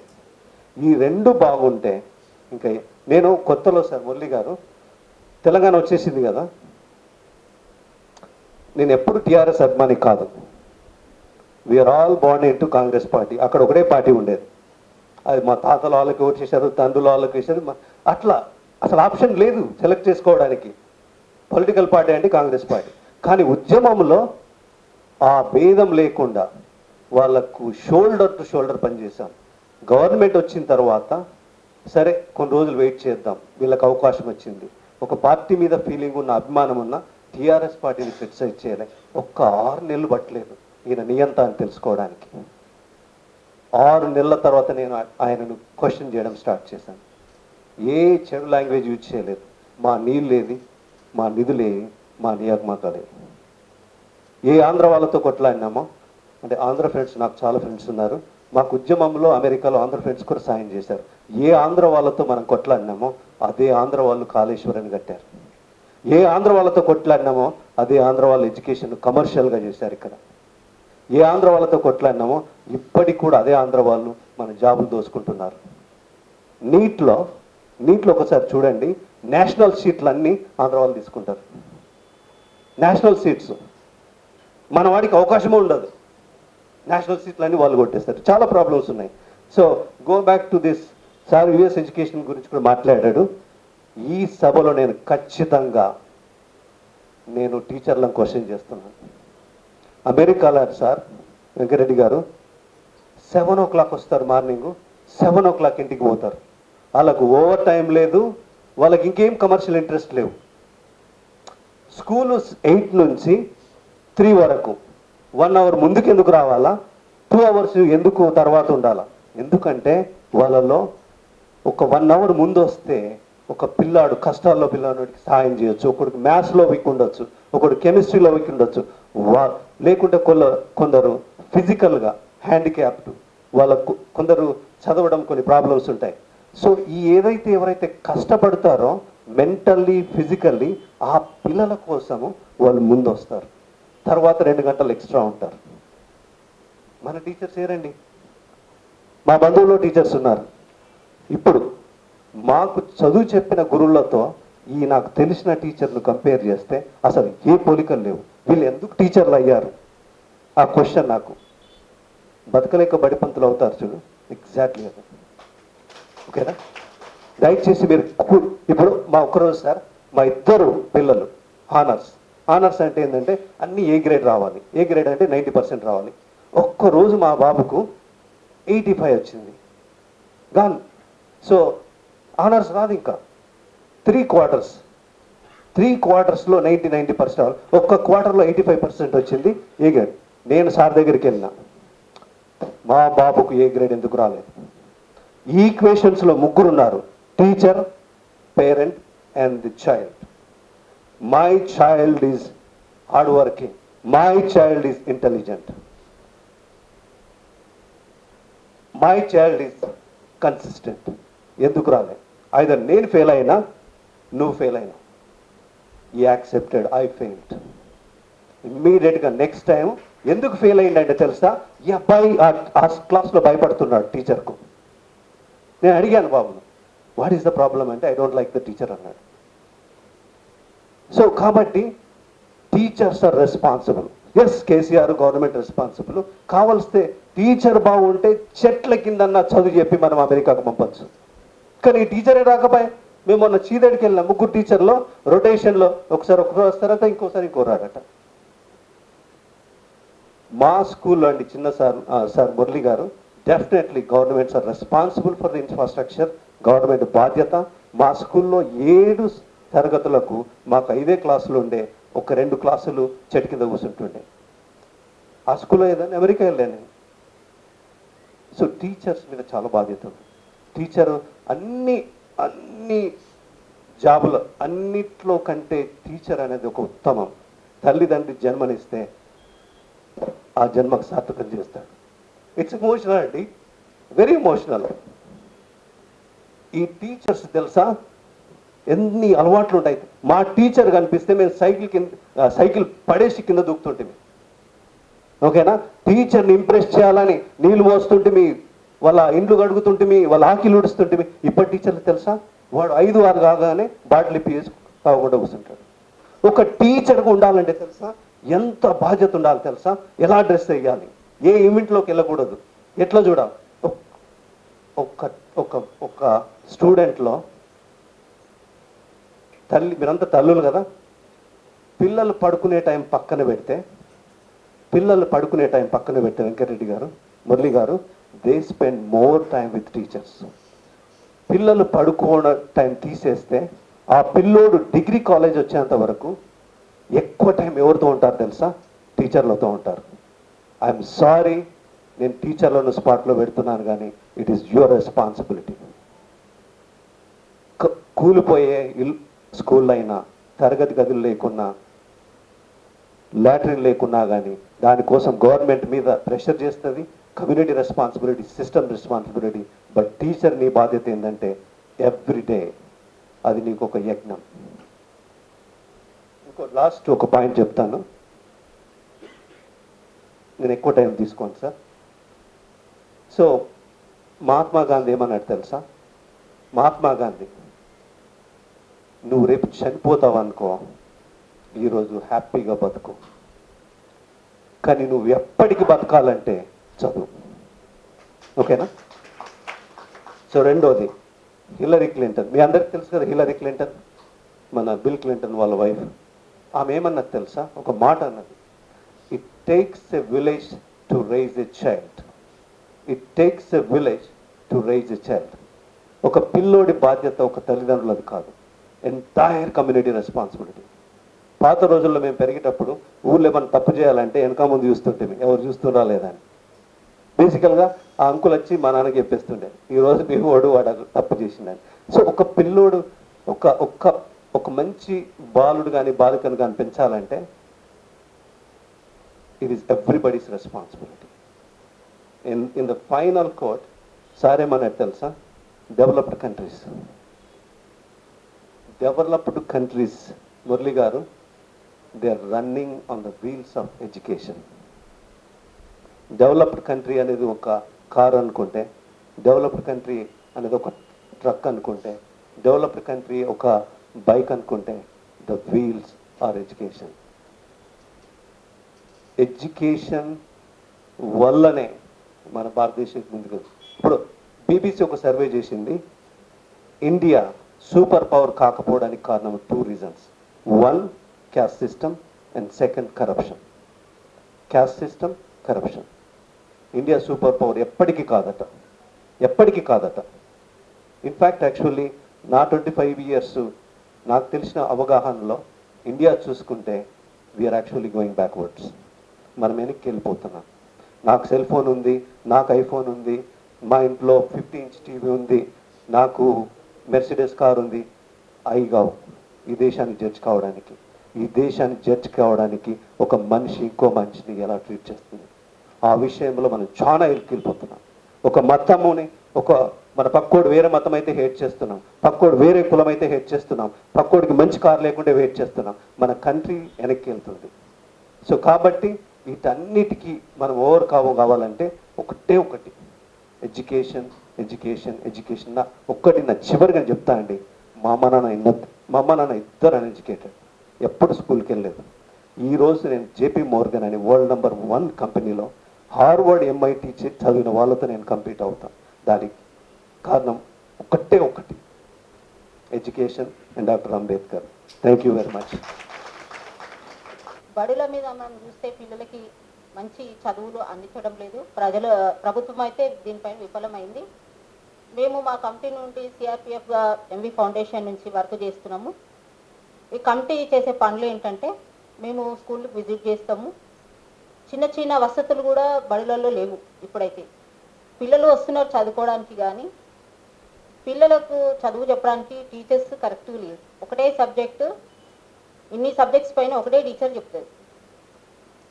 ఇంకా హైజీనిక్ కిట్ పైన పిల్లలకు ఇప్పటివరకు 2018 నుంచి కరోనాకు ముందు మేము ఇచ్చినాము లెటర్స్. అప్పటి నుంచి ఇప్పటివరకు హైజీనిక్ కిట్స్ పిల్లలకి ఇవ్వడం లేదు. ఆడపిల్లలకు రక్షణ అస్సలు లేదు. ఈ కరోనా టైంలో మేము స్కూల్ డ్రాప్ అయిన పిల్లలను అట్లా వాళ్ళని కలవడం జరిగింది. ఇంకా స్కూల్ డ్రాప్ అయిన పిల్లలను స్కూల్కి తీసుకుపోయి వాళ్ళని చదివించడం కూడా జరుగుతుంది. గవర్నమెంట్ స్కూల్లో టీచర్స్ కరెక్ట్ లేవు. దాంట్లో చిన్న ప్రాబ్లమ్స్ ఉన్నాయి. కాబట్టి అంటే వాటర్ ప్రాబ్లం ఉంది, డ్రైనేజ్ ప్రాబ్లం ఉన్నాయి. ఎన్ని లెటర్స్ ఇచ్చినా ప్రభుత్వం దానిపైన ఎంత నిర్లక్ష్యంగా ఉన్నారంటే, వాళ్ళకు వైన్ షాప్స్ పైన ఉన్న అవగాహన వైన్ షాప్కి ఎక్కువ ప్రిఫరెన్స్ ఇస్తున్నారు, కానీ బడుల మీద మాత్రం విఫలమైంది. వాళ్ళ చదువులకు వద్దు, మనం ప్రశ్నిస్తాం కదా, చదువుకుంటే ప్రశ్నిస్తాం కాబట్టి మనని ఎక్కడ అనగదొక్కాలో అక్కడ అనగదొక్కుతున్నారు. మనం అందరం స్కూల్స్కి వెళ్ళాలి. ప్రతి ఒక్కరం సిఆర్పిఎఫ్గా వర్క్ చేసే వాళ్ళము, మా కమిటీ వాళ్ళం అందరం స్కూల్స్కి వెళ్తున్నాము. వాళ్ళని ప్రశ్నిస్తున్నాము, మీరు ఏ టైంకి వస్తున్నారు మేడం, టీచర్స్ లేరు కరెక్ట్గా, ఫుడ్ ఎందుకు కరెక్ట్ లేదు, ఆయమ్మలు ఎందుకు లేరు, మేము వీటిపైన మేము పనిచేస్తున్నాము. స్కూల్స్ పైన మాది స్లమ్ ఏరియా అండి, అడ్డగుట్ట నుంచి వచ్చినాం మేము ప్రతి ఒక్కటి ప్రశ్నిస్తున్నాం. కాబట్టి ఇప్పుడు అందుకు బెటర్ అండి. అట్లా మీరు అందరూ కూడా మీ స్కూల్స్లో, మీ ఏరియాలో ఉన్న స్కూల్స్లో మీరు కూడా వర్క్ చేయాలి. ఈ ప్రైవేట్ స్కూల్స్ ఏంటంటే ఒక బిజినెస్ అయిపోయింది. ఫీజులు ఇప్పుడు ఓపెన్ చేయగానే యూకేజీ LKG వాళ్ళకి ఏంటంటే 15,000 ఫీజు, 5,000 అడ్మిషన్ ఇస్తే కానీ వాళ్ళని జాయిన్ చేసుకోమంటున్నారు. ప్రైవేట్ స్కూల్ కథ అట్లుంది, గవర్నమెంట్ స్కూల్లో ఇట్లుంది. సార్ ఇంతకుముందు చెప్పినారు, మదర్స్ కమిటీ వాళ్ళు మీ పిల్లలకి ఎక్కువ మీరు చెప్పాలమ్మా అని అంటున్నారు. కరెక్టే సార్, మేము చెప్తాం మా పిల్లలకి, మా పిల్లలకు ప్రశ్నించేలాగా మేము వాళ్ళని తయారు చేస్తాము. కాకపోతే స్కూల్లో వాళ్ళకు మంచి విద్య అందడం లేదు, నాణ్యమైన విద్య అందడం లేదు. ప్రభుత్వం అయితే దీనిపైన విఫలమైంది. నాకు ఈ అవకాశం ఇచ్చినందుకు థ్యాంక్స్ సార్. థ్యాంక్ యూ రమా. నమస్కారాలు. ఇక్కడ వచ్చిన వారందరికీ నమస్కారాలు తెలియజేస్తూ, విద్యతో విముక్తి అంటే పొందిన వాడిని నేను. ఇక్కడ కూర్చున్న ఉదండులు సీఎంలతోటి ఐపీఎస్ ఐఏఎస్ అధికారులతోటి కూర్చున్న వ్యక్తుల దగ్గర నేను కూర్చున్నా అంటే కారణం విద్య. విద్య లేకపోతే అసలు ఈ పొజిషన్లో నేను ఇక్కడికి రాకపోయేవాడిని. ఆ విద్యను అందించింది మన వి ఫౌండేషన్. మేము చేసే గ్రామంలో ఒక ఇద్దరు తప్ప మొత్తం మా పాఠశాలకే వస్తారు. వాళ్ళు ఏంటంటే ఆ పిల్లల గిట్టంగా పక్కనే ఉంటారు. మీరు ఇడిచిపెట్టిన తర్వాత కుంటలల్లో పోయి చెరువులలో ఈతలు పడతారు సార్, అందుకే పంపలేమని చెప్పారు వాళ్ళు. మా పాఠశాలలో 75 మెంబర్స్, ఆ విలేజ్లో 75 మెంబర్స్ చిల్డ్రన్ ఉన్నారు, మొత్తం మన పాఠశాలకే వస్తారు. విద్యతో విముక్తిపై చాలా చక్కగా వివరించారు. ఈ సమాజంలో అసమానతలు పోవాలంటే విద్య ఒకటే మార్గం. విద్య ఎప్పుడైతే విద్య నేర్చుకొని విద్యతో ఎంతో అభివృద్ధి చెందుతామని ఇంతటితో ముగిస్తాను. ఉపన్యాసాలు వింటా, అవి ఉపన్యాసాలలాగా కనపడతలేవు. అవి ఊరికి దుంకుదామా అనిపిస్తుంది అందరికీ. సో ఏదో ఉపన్యాసం అంటే చాలా స్మూత్ ఉపన్యాసాలు ఉంటాయి. అంటే ఈ కోపం వచ్చినప్పుడు, నిద్ర రానప్పుడు రాసినవి ఇవన్నీ, పోయినప్పుడు ఎవరు విననప్పుడు, వినకుంటే ఏం చేయాలంటే కూర్చొని రాస్తుంటా నేను. అట్లనే ఈ పుస్తకం. ఇంకొకటి, ఈ పుస్తకానికి స్ఫూర్తి ఇక్కడ ఉన్న కార్యకర్తలు, ప్రవీణ్ లాంటి వాళ్ళు, లక్ష్మణ్ అన్న, పెండల్ లక్ష్మణ్, వీళ్ళందరూ నన్ను నిద్రపోనియరు. వాళ్ళు బస్తీలో తిరుగుతుంటారు. సార్ ఏడున్నారు అంటే, ఆ పాఠశాలలో ఉన్నాము, బోరింగ్ నడుస్తలేదు, ఏం చేస్తున్నావు అని నన్ను అడుగుతారు. వాళ్ళు పిటిషన్ ఇవ్వాలి, ఫోన్ కొట్టాలి, ఏం చేస్తున్నావు అని నన్ను లేపుతుంటారు వాళ్ళు. అట్లాగే ఇక్కడున్న కార్యకర్తలు, మా కార్యకర్తలు అంటే నాకు చాలా ప్రేమ. అంటే వాళ్ళు చాలా డీటెయిల్గా వెళ్తారు. విచిత్రం ఏంటంటే అంత డీటెయిల్గా వెళ్ళే స్కిల్, కెపాసిటీ, కమిట్మెంట్, ఇవి చాలా అది amazing. Details, devils the details అంటారు. చాలా డీటెయిల్స్కి వెళ్ళాల్సి వస్తుంది. ఇప్పుడే ట్రాకింగ్లో 1 ఇయర్గా వెతుకుతుంటే ఒక పాప దొరికింది. ఆ పాప సిక్లో ఉంది. ఆ సిక్ అయిన పాపను ఆంధ్ర మహిళా సభ తీసుకుపోయింది 3 రోజుల కింద. ఆమె ఏమనుకుందో ఏమో, ఉట్టిగానే తీసుకుపోయింది. జేబులో రూపాయి లేదు. జేబులు అంటే అలా ప్యాకెట్లు, వాళ్ళకి జేబులు ఉండవు. మా కార్యకర్త పోయింది. సార్ ఈడున్నాం కానీ మేము ఏం తినలేదు సార్, పైసలు లేవు, ఈడ 300 కట్టమంటారు సార్ అన్నది. ఫోన్ చేసింది నాకు. ఆ తపన తీసుకుపోయింది అక్కడికి, కానీ ఇవన్నీ ఉంటాయని తెలియదు ఆమెకు కూడా, ఓ 300 కట్టాలనేది. ఈరోజు వచ్చింది. ఎంత తృప్తిగా వచ్చిందంటే, ఆమె నవ్వుతుంటేనే నాకు ఆ పాప ఆరోగ్యం అంతా బాగైనట్టు అనిపిస్తుంది నాకు. ఆమె దీర్ఘకాల వ్యాధి ఉంది, కానీ ఈమె ముచ్చట చెప్తుంటే నాకు తృప్తి అయిపోయింది. సురేష్ సార్ ఉండి నా పక్కకు, పోయినాం సార్, మంచిగా అయిపోయింది సార్, మంచిగా ఉన్నది సార్, కాన్ఫిడెన్స్ వచ్చింది సార్ అని ఆ విజయలక్ష్మి చెప్తుండే ఇప్పుడే. సో ఇవన్నీ నేను తీసుకొని రాస్తుంటాను. కానీ నా కోరిక ఏంటంటే, ఇటువంటి పుస్తకాలు రావద్దుగా, ఇటువంటి దుఃఖాలు ఉండొద్దు పిల్లలకు, ఇటువంటి కష్టాలు ఉండొద్దు అనే ఒక సమాజాన్ని నిర్మించాలంటే చాలా పని చేయాలి. కరోనా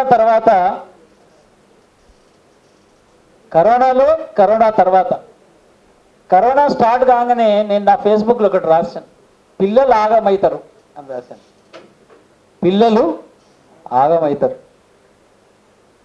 అప్పుడు ఇంకా పిల్లల గురించి చర్చ లేదు, ఇంకా లాక్డౌన్లు అప్పుడంతా నడుస్తుంది కార్యక్రమాలు. కానీ ఎందుకు అనిపించిందంటే, నాకు ఇక్కడ టీచర్స్ ఉన్నారు, మా కిష్టయ్య సార్ ఉన్నాడు, రఘునందన్ సార్ ఉన్నారు, వీళ్ళందరితో మేము చాలా గ్రామాలలో అప్పుడు బాలకార్మికులను బడికి తెచ్చేటప్పుడు ప్రభుత్వ ఉపాధ్యాయులు, వీళ్ళు స్కూల్కు వాళ్ళు ఉపాధ్యాయులుగా ఎప్పుడు యాక్టివిస్టులు. ఇప్పుడు మన మురళీ సార్ ఎట్లనో టీచర్స్ కూడా అట్లా ఉంటుంది. అప్పుడు ఒకటి మేము అనుకున్నది ఏంటంటే, టీచర్స్ గురించి చాలా రాయ్ గారు మాట్లాడారు కాబట్టి ఈ పేద పిల్లలకు పాఠాలు చెప్పే రైట్ ఇస్తారు. ప్రభుత్వం జీతాలు ఇస్తుంది కానీ పిల్లలు పాఠాలు చెప్పడం రైట్ ఇస్తుంది. ఎన్నడని నేను అడిగాను ఒకసారి, పిల్లలందరూ డిసైడ్ చేసుకొని బైకౌట్ చేసిండ్రు అనుకోండి మీ క్లాస్ రూమ్స్, ఖాళీ స్కూళ్ళలోకి పోయి ఏం చేస్తారు? అది కరోనాలో స్పష్టంగా బయటపడ్డది. టీచర్స్ని అడిగినప్పుడు టీచర్స్ ఏమన్నా, సార్ ఆ లొల్లి లేకుంటే నాకు తోస్తలేదు సార్ అన్న. పిల్లల లొల్లి, ఆ లొల్లి గంట, ఆ చప్పుడు, ఆ శబ్దం లేకుంటే నాకు అంత ప్రాబ్లమ్స్ ఉన్నాయి సార్ అని. పిల్లలు ఏంద్రా ఎట్లుందిరా స్కూలు, ఏంద్రా బడి లేదుగా కరోనా అంటే, మా సార్ను చూడబుద్ధి అవుతుంది సార్ అంటే. ఇప్పుడు మనమేదో థియరీ చెప్తుంటాం, చదువుకుంటే ఇట్లయితుంది, చదువుకుంటే అట్లయితుంది అని. కానీ వానికి ఆ రోజు డిమాండ్ ఏంటంటే వాళ్ళ సార్ను చూడబోతుంది, వాళ్ళ టీచర్ను చూడబోతుంది. ఎందుకురా ఇంట్లో బాగుంది కదరా హాలిడేస్, చాలా వద్దు సార్, ఇంట్లో బెదిరిస్తున్నారు సార్, మా సార్లు అయితే బెదిరియరు. ఇంట్లో ఎంత బెదిరిస్తున్నారు అంటే అసలు తోస్తలేదు. పొద్దున్న లేసిన సాయంత్రం నుంచి ఇంట్లోనే ఉంటుండ్రు. సూపర్వైజరీ ఎక్కువైంది. ఎంత సూపర్వైజరీ ఎక్కువైందంటే సెల్ ఫోన్ ఏం చూస్తున్నావు, ఎవరితో మాట్లాడుతున్నావు, ఇట్స్ నాట్ ఏ మామూలు పిల్లలు కదా, ఎలీట్ పిల్లల్లో కూడా ఆ సెల్ ఫోన్ మీద నిఘా ఎక్కువైంది. ఒక పాప ఏం చెప్పిందంటే, సార్ ఇంత నిఘా నా మీద పెడుతున్నారు, నమ్మకం లేదా నా మీద మా అమ్మ నాయనకు. సో చైల్డ్ రైట్స్ అనేది వైలేషన్ జరుగుతుంది. ఆ వైలేషన్ జరగకుండా ఉంటే ఈ పుస్తకాలు రావద్దు. కానీ మనం అనుకున్నట్టు కలదప్పిన క్లాస్ రూమ్స్ ఇప్పుడున్నాయి. ఏ స్కూల్కి వెళ్ళినా మీరు కళ లేదు, ముఖాలలో కళ లేదు, వాళ్ళ ఉత్సాహంలో కళ లేదు. ఆ గోడలైతే అసలు కరోనా మనుషులకు వచ్చిందా, కరోనా గోడలకు వచ్చిందా, బడులకు వచ్చిందా నాకు డౌట్ వస్తుంది. అసలు కరోనా గోడలకు వచ్చింది, స్కూళ్ళకు వచ్చింది. దుమ్ము ధూళి. మొన్న మేము పోయిన ఊర్లో అడిగాను, ఎప్పుడు సున్నా వేసిండంటే 89లో అన్నాడు పంచాయతీ సర్పంచ్. 1989. ఎక్కడి 89, ఎక్కడి 2022? సో ఐ థింక్ మనము ఈ పుస్తకం ప్రేరణ మీరు ఇక్కడున్న భాగ్య, అలివేలు, సత్యం అందరూ కూడా ఎప్పుడు నేను ఫోన్ చేస్తున్నప్పుడు వాళ్ళకు కూడా తెలుసు సారు ఏదో ముచ్చట అడుగుతుండంటే ఏదో మంచిదే అడుగుతాడు అని. ఏమి విసుక్కోరు, డీటెయిల్స్ వాళ్ళ దగ్గర ఉంటాయి కాబట్టి నేను ఎప్పుడు అడుగుతుంటాను, ఏమైంది, ఇద్దరు పిల్లలు ఎక్కడ పోయినరు, ఇద్దరు రేరు సార్, 2. మిగతా వారికి నెంబర్ 2 అవుతుంది, వీళ్ళకు లక్ష్మి సరస్వతి అవుతుంది, ఇద్దరు పేర్లు. లైఫ్, ఆ నెంబర్లకు లైఫ్ ఇవ్వాలి మనం. They are not numbers, they are life. So ఈ సమాజం ఎప్పుడు ఆ లైఫ్కి వస్తుంది అనేది నేర్పలేరా, నేర్వలేదా, నేర్పదలుచుకోలేదా, అది సార్ నేను చెప్పిన అడిగింది. నేర్వగలరు, నేర్పగలరు, నేర్పదలుచుకునేటోని పట్టుకోవాలి. ఆ హృదయం ఎప్పుడు కదులుతుందో తెలియాలి. అది దురదృష్టవశాత్తు తెలంగాణలో మీరు ఏమైనా అనండి, కేసీఆర్ దలుచుకుంటే అవుతుంది అని చాలామంది అంటారు. ఎందుకంటారో తెలియదు, అట్లా ఉండొద్దు. యాక్చువల్లీ ఒక క్యాబినెట్ ఉండాలి, ఒక డిసిషన్ ఉండాలి, ఒక డెమోక్రసీ ఉండాలి, ప్రజలు సివిల్ సొసైటీ ఆర్గనైజేషన్స్తో మాట్లాడాలి, వీళ్ళందరితో సంప్రదించాలి, గ్రాస్ రూట్లో ఏమవుతుందో తెలుసుకోవాలి, సెక్రటరియట్కి వెళ్ళాలి, సెక్రటరియట్లో మీటింగ్లు కావాలి. కానీ ఇది రివర్స్ ఉంది. కాబట్టి డెమోక్రటా కాదా అని నిరూపించుకోవడం కోసం కేసీఆర్ గారు ఒక లిట్మస్ టెస్ట్ ఇది. ఇప్పుడు మన ఊరు మన బడి అనే ఒక ప్రోగ్రాం పెట్టారు. దాంట్లో మెయిన్ బడ్జెట్లో పెట్టలేదు డబ్బులు. ఆ ఎమ్మెల్యేలకు ఇచ్చిన డబ్బులు, వాళ్ళకి ఇచ్చిన డబ్బులను కలెక్టర్ దగ్గర జమ చేస్తున్నారు. దాని మీద కూడా నమ్మకాలు లేవు చాలామందికి. కాబట్టి పిల్లల హక్కులను, ఆ దుఃఖాన్ని దూరం చేసే ఒక సమాజం, పిల్లల్ని గౌరవించే సమాజం, పిల్లల్ని గౌరవించే తరగతి గది, పిల్లల్ని సమానంగా ఆడపిల్లల్ని మగపిల్లల్ని సమానంగా చూసే ఒక సమాన అవకాశాల కోసం ప్రయత్నించే సమాజం మనది కావాలని కోరుతూ ఈ రోజు ఇంత మంచి సభకు అందరూ వచ్చినందుకు సంతోషం. వెంకటరెడ్డి గారు వ్యాసాలు రాస్తున్నప్పుడే కంటిన్యూగా చదువుతూ వచ్చిన వాడిని. విద్య మీద ఒక అవగాహన, స్కూళ్ళ మీద ప్రేమ నాకు ఇద్దరిని చూస్తే కలిగినాయి. ఒకటి మా నాన్న, అట్లాగే నిజామాబాద్ జిల్లాలో ప్రభుత్వ స్కూళ్ళు బాగుపడాలి అని నిరంతరం తపన పడి తిరిగేవాడు. మళ్ళీ రెండో మనిషి మా వెంకటరెడ్డి గారు. అందుకని వాళ్ళు విద్య మీద ఏం రాసినా మాట్లాడినా ఆసక్తిగా వినడం అనేటువంటిది అలవాటై, అది నేను గ్రామీణ ప్రాంతంలో కార్యకర్తగా పనిచేస్తున్నప్పుడు స్కూళ్ళ మీద కూడా మనం పనిచేయాలి అనేటువంటిది మా పనిని యాడ్ చేసుకోవడానికి అది తోడ్పడుతూ ఉంటుంది. అయితే సింగిల్ లైనర్ స్లోగన్స్ ఈ మధ్య సమస్యగా మారిపోయింది.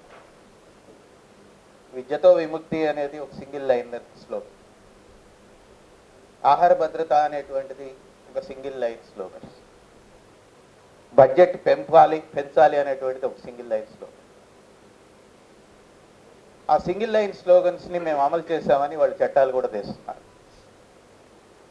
కానీ ఇక్కడ ఉన్న వాళ్ళం అందరము ఆ సింగిల్ లైన్ కింద చాలా రాయాలి. విద్య, ఇందాక రాయి చెప్పిన దాన్ని నేను పూర్తిగా సైన్ చేస్తున్నాను. విద్య నాణ్యత పెరగడం ఒకటే కాదు, ఒక సైంటిఫిక్ టెంపర్మెంట్ పెంచినప్పుడు జడ్జీలను ముఖ్యమంత్రులు బాబాల కాళ్ళ మీద పడతారు. ఎంత చదువుకుంటే ఏమొస్తుంది?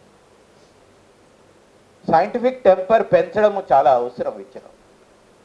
ఒక సామాజిక న్యాయ దృష్టి పెంచడం అవసరం, ఒక పర్యావరణ స్పృహ పెంచడం అవసరం. ఈ మూడు లేని విద్య, అది చదువు రావడము, మా నాన్న అనేవాడు రాయడం చదవడం చాలా సింపుల్ పని, 3 నెలల్లో నేర్పిండి ఆయన బీడీ కార్మికులకు చదువు. అది చాలా సింపుల్ పని. ఆ తర్వాత ముందుకు తీసుకెళ్లడం అనేటువంటిది, ఒక అవగాహన కల్పించడం అనేటువంటిది చాలా కీలకమైనది. 35 కిలోల బియ్యం ఇచ్చేస్తే ఆహార భద్రత అనుకునే ప్రభుత్వాలు ఉన్నాయి. ఇట్లాంటి సందర్భాలలో బడ్జెట్ పెంచితే కాంట్రాక్టర్లకు వెళుతున్నటువంటి సందర్భాలు ఉన్నాయి. పెంచిన బడ్జెట్ ప్రజలకు ఉపయోగపడాలి. ఆహార భద్రత అంటే పౌష్టికాహారం, విషం లేని ఆహారం అందాలి అన్నట్టుగానే విద్యతోనే విముక్తి వస్తుందనేది ఒక వాక్యం అయినా దాని కింద ఆ విద్య సామాజిక ప్రయోజనానికి అనుగుణంగా ఒక సైంటిఫిక్ టెంపర్మెంట్ పెంచే విధంగా కూడా ఉండాలని మరిన్ని వాక్యాలు మనం రాయాల్సి ఉంది. Thank you.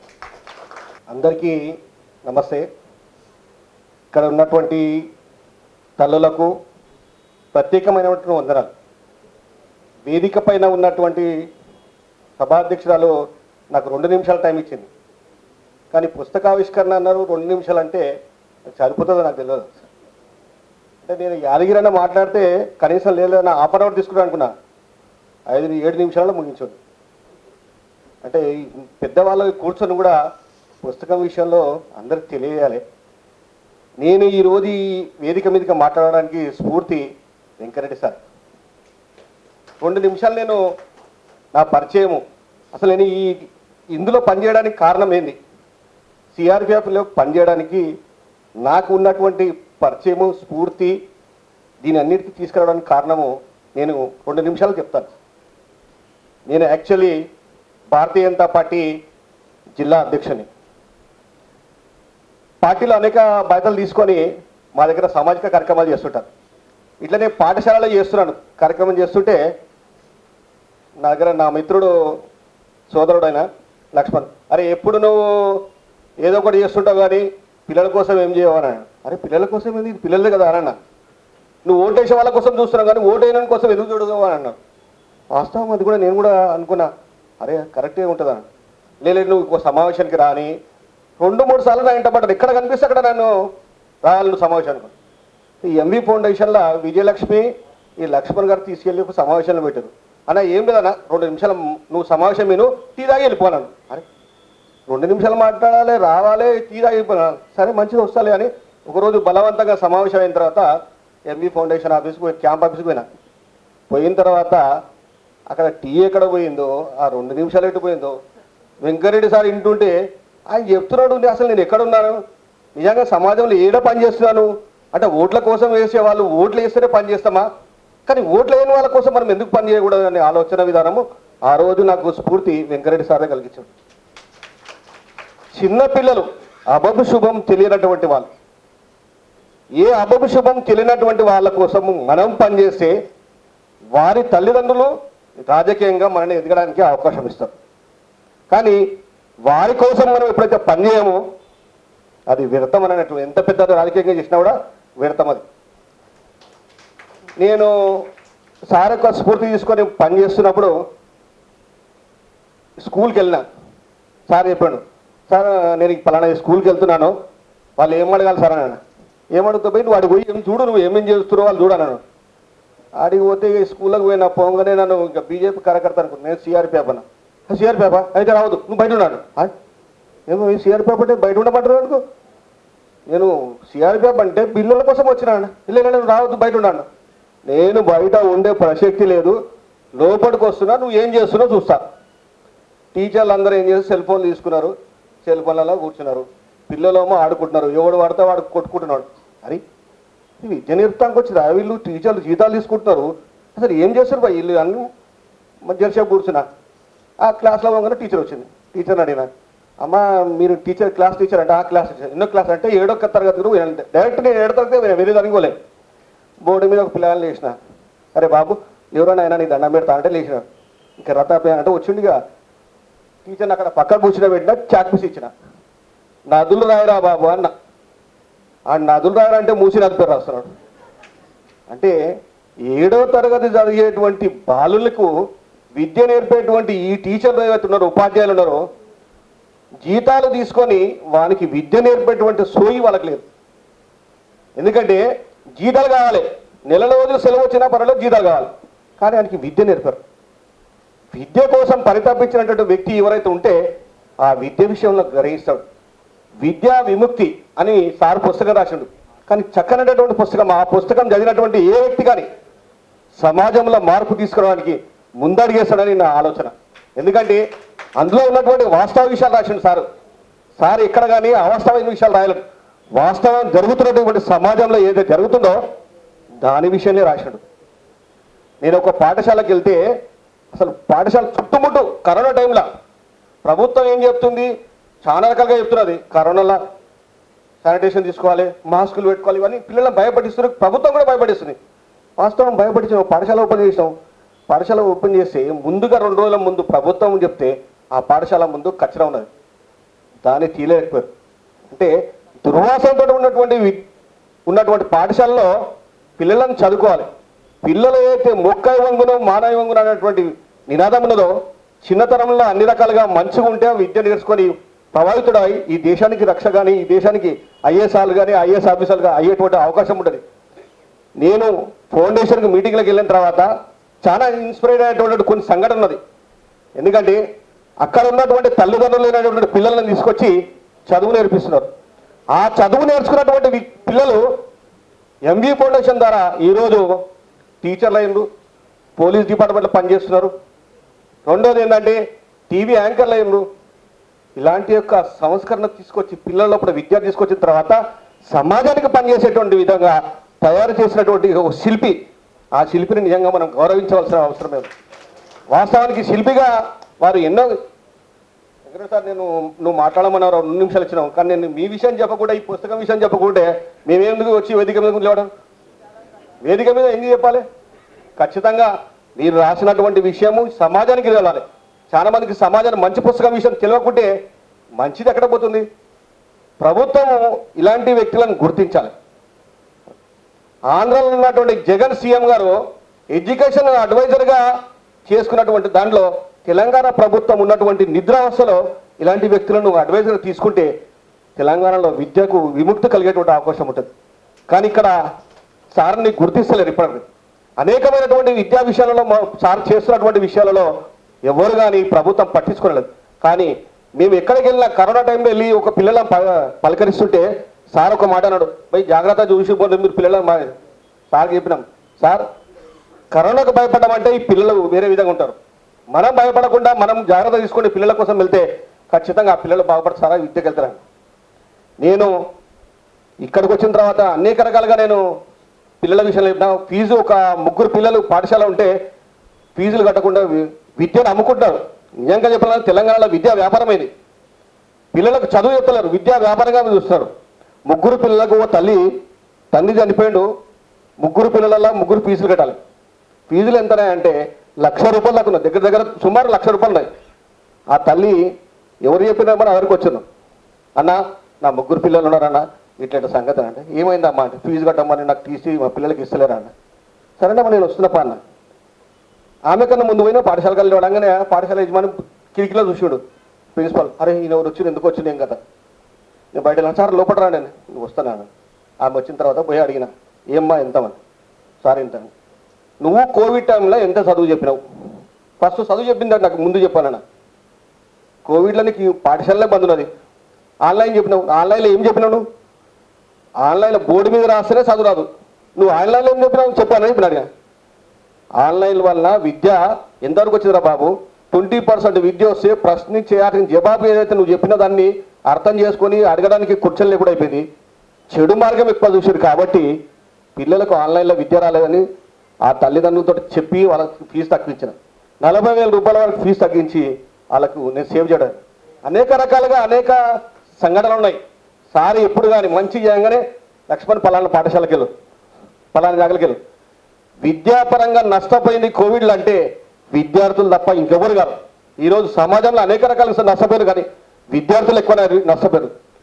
కోవిడ్లో బాల్య వివాహాలు జరిగినాయి. మాకు తెలియంగానే బాల్య వివాహాలను అడ్డుకున్నాము. మాకు తెలియంగానే బాల కార్మికులకు మారుతున్నటువంటి దాంట్లో పోయి అటాక్ చేసి వాళ్ళని పిల్లలని పంపించడం జరిగింది. ఇలాంటి ఒక సంఘటనలు అనేక రకంగా మేము చేస్తున్నాం. మాకు స్ఫూర్తి ఎవరు అంటే వెంకరెడ్డి సార్, ఇంకెవరే కాదు. ఏ పని చేసినా ముందు పిల్లల కోసం చేస్తున్నప్పుడు వారి అడ్వైజ్ తీసుకుంటాం, వారి అడ్వైజ్ ద్వారానే ముందుకెళ్తాం. ప్రభుత్వంలో మేము పోయినామంటే పాఠశాలకు పోయినామంటే ముందుగా టెర్రరిస్టులను చూసినట్టు మమ్మల్ని చూస్తారు. నాతో పాటుగా సత్యనారాయణ సార్ తీసుకెళ్ళి పాఠశాల అడగనికపోతే పోలీసులను పెట్టారు. నేను బయట ఉన్నా పోలీసులను పెట్టారు. ఎందుకు పెట్టామని అడిగినా, మరి లేదు భయ టీచర్లకు ఏం సంబంధం, వాళ్ళ యూనియన్ పెట్టుకుంటారు. చదువు పెట్టుకున్నాం కానీ యూనియన్ ఎందుకు? బయటకు వచ్చే చదువు నువ్వు యూనియన్ పెట్టుకో, ఆయన ఎందుకు అరెస్ట్ చేసినా ఫస్ట్ చెప్పాను. ఇక బయట వెంటనే పోగానే సమస్య అడిగి తెలుసుకున్న తర్వాత ఇడిచిపెట్టేశారు. అంటే టీచర్లకు యూనియన్ పెట్టుకొని చదువు చెప్పరు, వాళ్ళకు రియల్ ఎస్టేట్ కావాలి, చిట్టీలు కావాలి, ఇదే దండ చేస్తారు కానీ చదువు మాత్రం చెప్పరు. కాబట్టి తలలతో ఒకటే మనవి చేస్తున్నాను, మీరందరూ ఉన్నారు కాబట్టి మీరు సమాజానికి మీతో పాటుగా అందరూ తెలియజేస్తే బాగుంటుందని, నాలాగా మీరు అందరూ కూడా ఇన్స్పైర్ అయ్యి ఈ యొక్క విద్యతో విముక్తి అనేటువంటి విషయం చేసే సమాజంలో ఉన్నటువంటి అందరూ కూడా మారతారని కోరుకుంటూ నాకు ఈ అవకాశం ఇచ్చినందుకు ధన్యవాదాలు తెలియజేస్తాను.